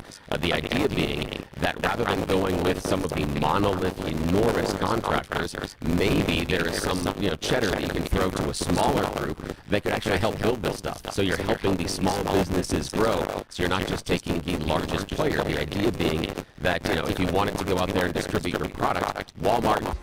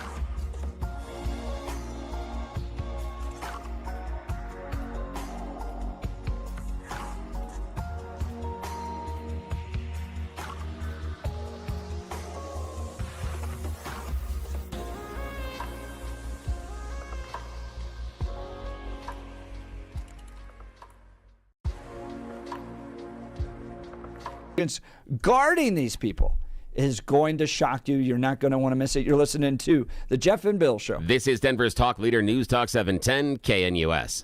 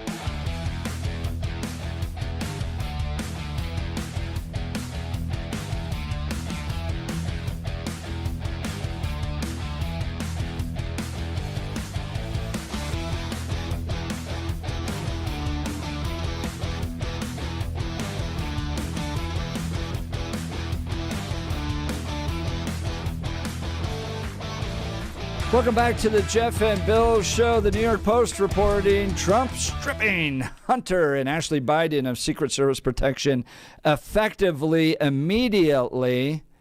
President Trump revoked Hunter and Ashley Biden's Secret Service security detail on Monday after the former first son, flanked by agents, was spotted on an ultra-luxurious getaway in South Africa when he was due for a deposition in court. Hunter Biden has had Secret Service protection for an extended period of time, all paid for by the United States taxpayer, Trump wrote on Truth Social. There are as many as 18 people on this detail, which is ridiculous. He's currently vacationing in all places, South Africa, where the human rights of people has been strenuously questioned, the president added. Because of this, South Africa has been taken off our list of countries receiving economic and financial assistance. Please be advised that effective immediately, Hunter Biden will no longer receive Secret Service protection, Trump announced. Hunter's younger half-sister, Ashley Biden, 43, and her taxpayer-funded security detail also drew the ire of the president. Likewise, Ashley Biden, who has 13 agents, will be taken off the list, Trump said. The Secret Service is working to comply with the president's directive, according to a spokesperson of the agency. We are aware of the president's decision to terminate protection for Hunter and Ashley Biden. The Secret Service will comply and is actively working with the protective details in the White House to ensure compliance as soon as possible. Look, I'm not opposed to some form of protection. Now, not every child of a former president gets actual Secret Service protection. It's not required. But 18 for Hunter, 13 for Ashley, that is too much. And I understand there's crazy people out there, but look, it's not like these people are so poor they can't do this themselves if they really care about security. I know lots of folks, Charlie Kirk, Matt Walsh, they all pay for their own security, or their organizations pay for their security. But 18 is way too much. Bill, is Trump being cold-hearted here? A little, but I don't necessarily disagree with it. Now, I'm not sure that maybe not cold-hearted, but this is his pettiness for revenge, because he's not going after like Obama's children necessarily, and he might, but he's first Hunter Biden, and then he also went off and pulled the security detail from former cabinet members that he didn't like, that he felt betrayed him. So this is I'm going to do you just like you did me. That's what this is. This is just him operating off of his thirst for revenge. But fair enough. I do think that we provide Secret Service security detail to too many people. So I'm okay on cutting it back. I think that is absolutely appropriate, especially given what we know about former children of presidents and the amount of money they have. They can afford it themselves. Yeah, right. You know, when we were talking earlier about, we're stretched for money here for schools, stretched for money for roads. I don't think necessarily providing that security, the Biden family can pay for it. So can other families. And remember, when this happens, and it will, during the next Democrat administration, when they pull the security from Trump's kids, don't complain. Don't turn around and go, oh my gosh, they're doing this, because the precedent has already been set. And I would be willing to bet dollars to donuts that the very next Democrat in the White House yanks the Secret Service protection from the Trump kids, because he got a lot of kids. And so the idea that that's going to be a larger group. And then all the grandchildren. And then also spouses as well. Yeah. So you have a series of them, because I'm not certain that they provide, now Hunter, the wife thing, but I don't think they do to the call girls. So I don't think they get the Secret Service protection. As often as he visits them, I'm just, that's my own personal opinion. I'm not talking about in court or anything I can prove, just my own personal opinion. We know that he has had some behavior in the past, so they probably didn't get protection. But yeah, this is something that's going to happen. But is it something that is an expense that we need to undertake? No, in part because those people that are in government somehow walk out very, very, very, very wealthy. So rich. Yeah, so they can take it on personally if they view it as necessary. And for me, that also stands for many former cabinet positions as well. If it's that important, Right. take it on yourself. Take it on yourself. Yes, absolutely. Like I said, most conservatives I've worked with, you reach a certain level, you need that type of protection, which is an indictment of our culture in itself. But New York Post reporting former President Joe Biden's son was staying in a $500 a night villa in Cape Town, described on its website as an ultra luxurious designer home with spectacular 180 degrees unobstructed views of the sea. If you remember, his wife is South African, so that's why he's there. But a federal judge granted the Biden scion's bid to drop his lawsuit against former White House aide Garrett Ziegler, whose nonprofit Marco Polo digitalized his infamous laptop from hell and puts its embarrassing contents online after he departed for South Africa. Hunter has cried poor before the ruling last Friday, saying no one is buying his memoir or art, and that he and his family were forced to relocate from their Malibu rental home after wildfires. Well, I hate to break this to Hunter, but perhaps you're neither an author nor a painter. Just sorry. It may not be something you're good at. I'm not a painter. I can paint rooms. You bring me in to paint the room in the house, I can knock that thing out. You ask me to paint something like a Bob Ross thing? No.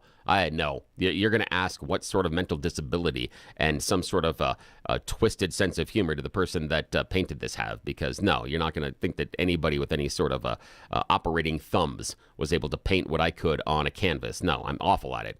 That's fair. That is perfectly fair. So sorry, Hunter, not an author, not an artist. Deal with it.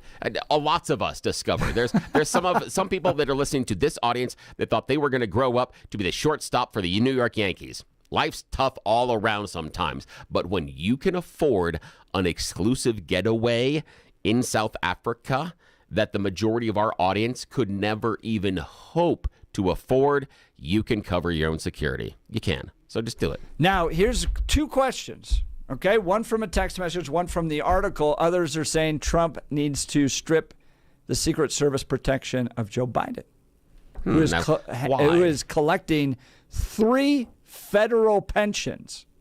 He can foot the bill for his own security. Yeah. And Gabe texting in, Trump's kids shouldn't have protection now. They could pay for it. Yeah, the thing is, if it's based on means testing, okay, I can get there with you. For me, former presidents, maybe, but just former presidents and maybe first lady. The kids, I'm a little less agreeable to that, and the only reason being this is let's just let our minds wander into something awful, and let's just say that one of Obama's kids is picked up and held as a hostage.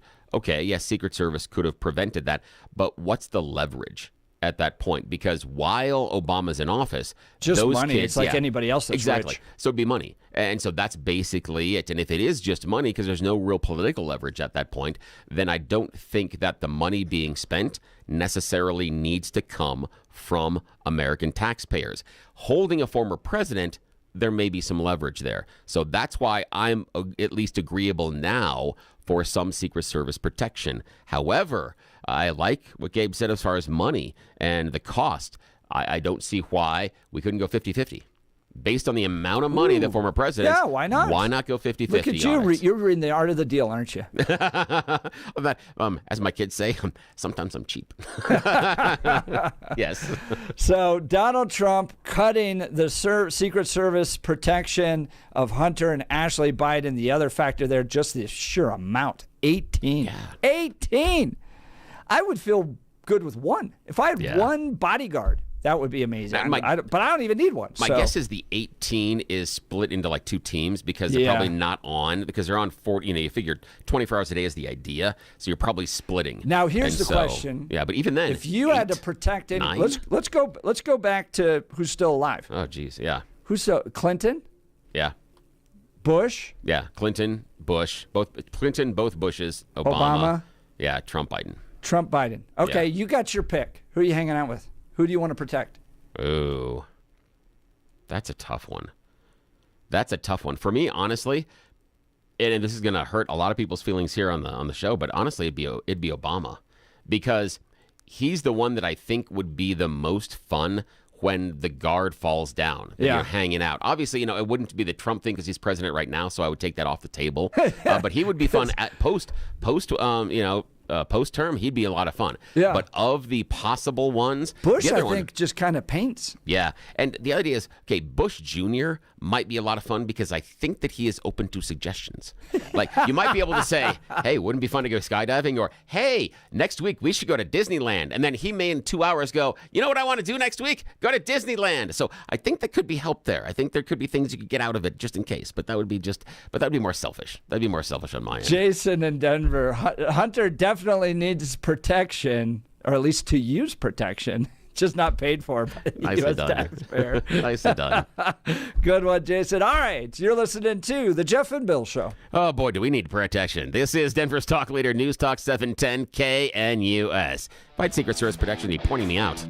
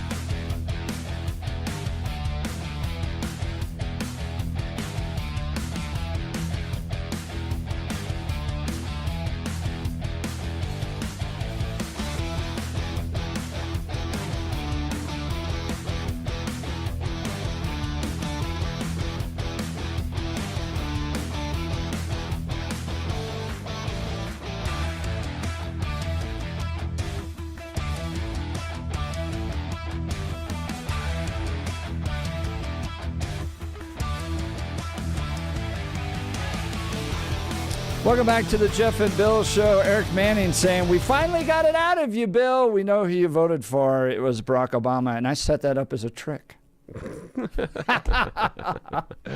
I did not, but let me just say that there you go. As you know, in part, and who cares who I voted for, etc. I'm just going to say that my track record of voting for the person that eventually wins the White House is not good. I have voted for a lot more losers than winners, and that's regardless of party, because I don't vote by party. Bill is an enigma wrapped in a riddle, wrapped in a... I'm a problem. I am a problem child in the Salem radio family. I am. Pete Boyles is filling in for Billy and I. We're taking the day off to hang out with our families over spring break. So thank you to Salem for that. At least You're that's the listening to Jeff and Bill. 710.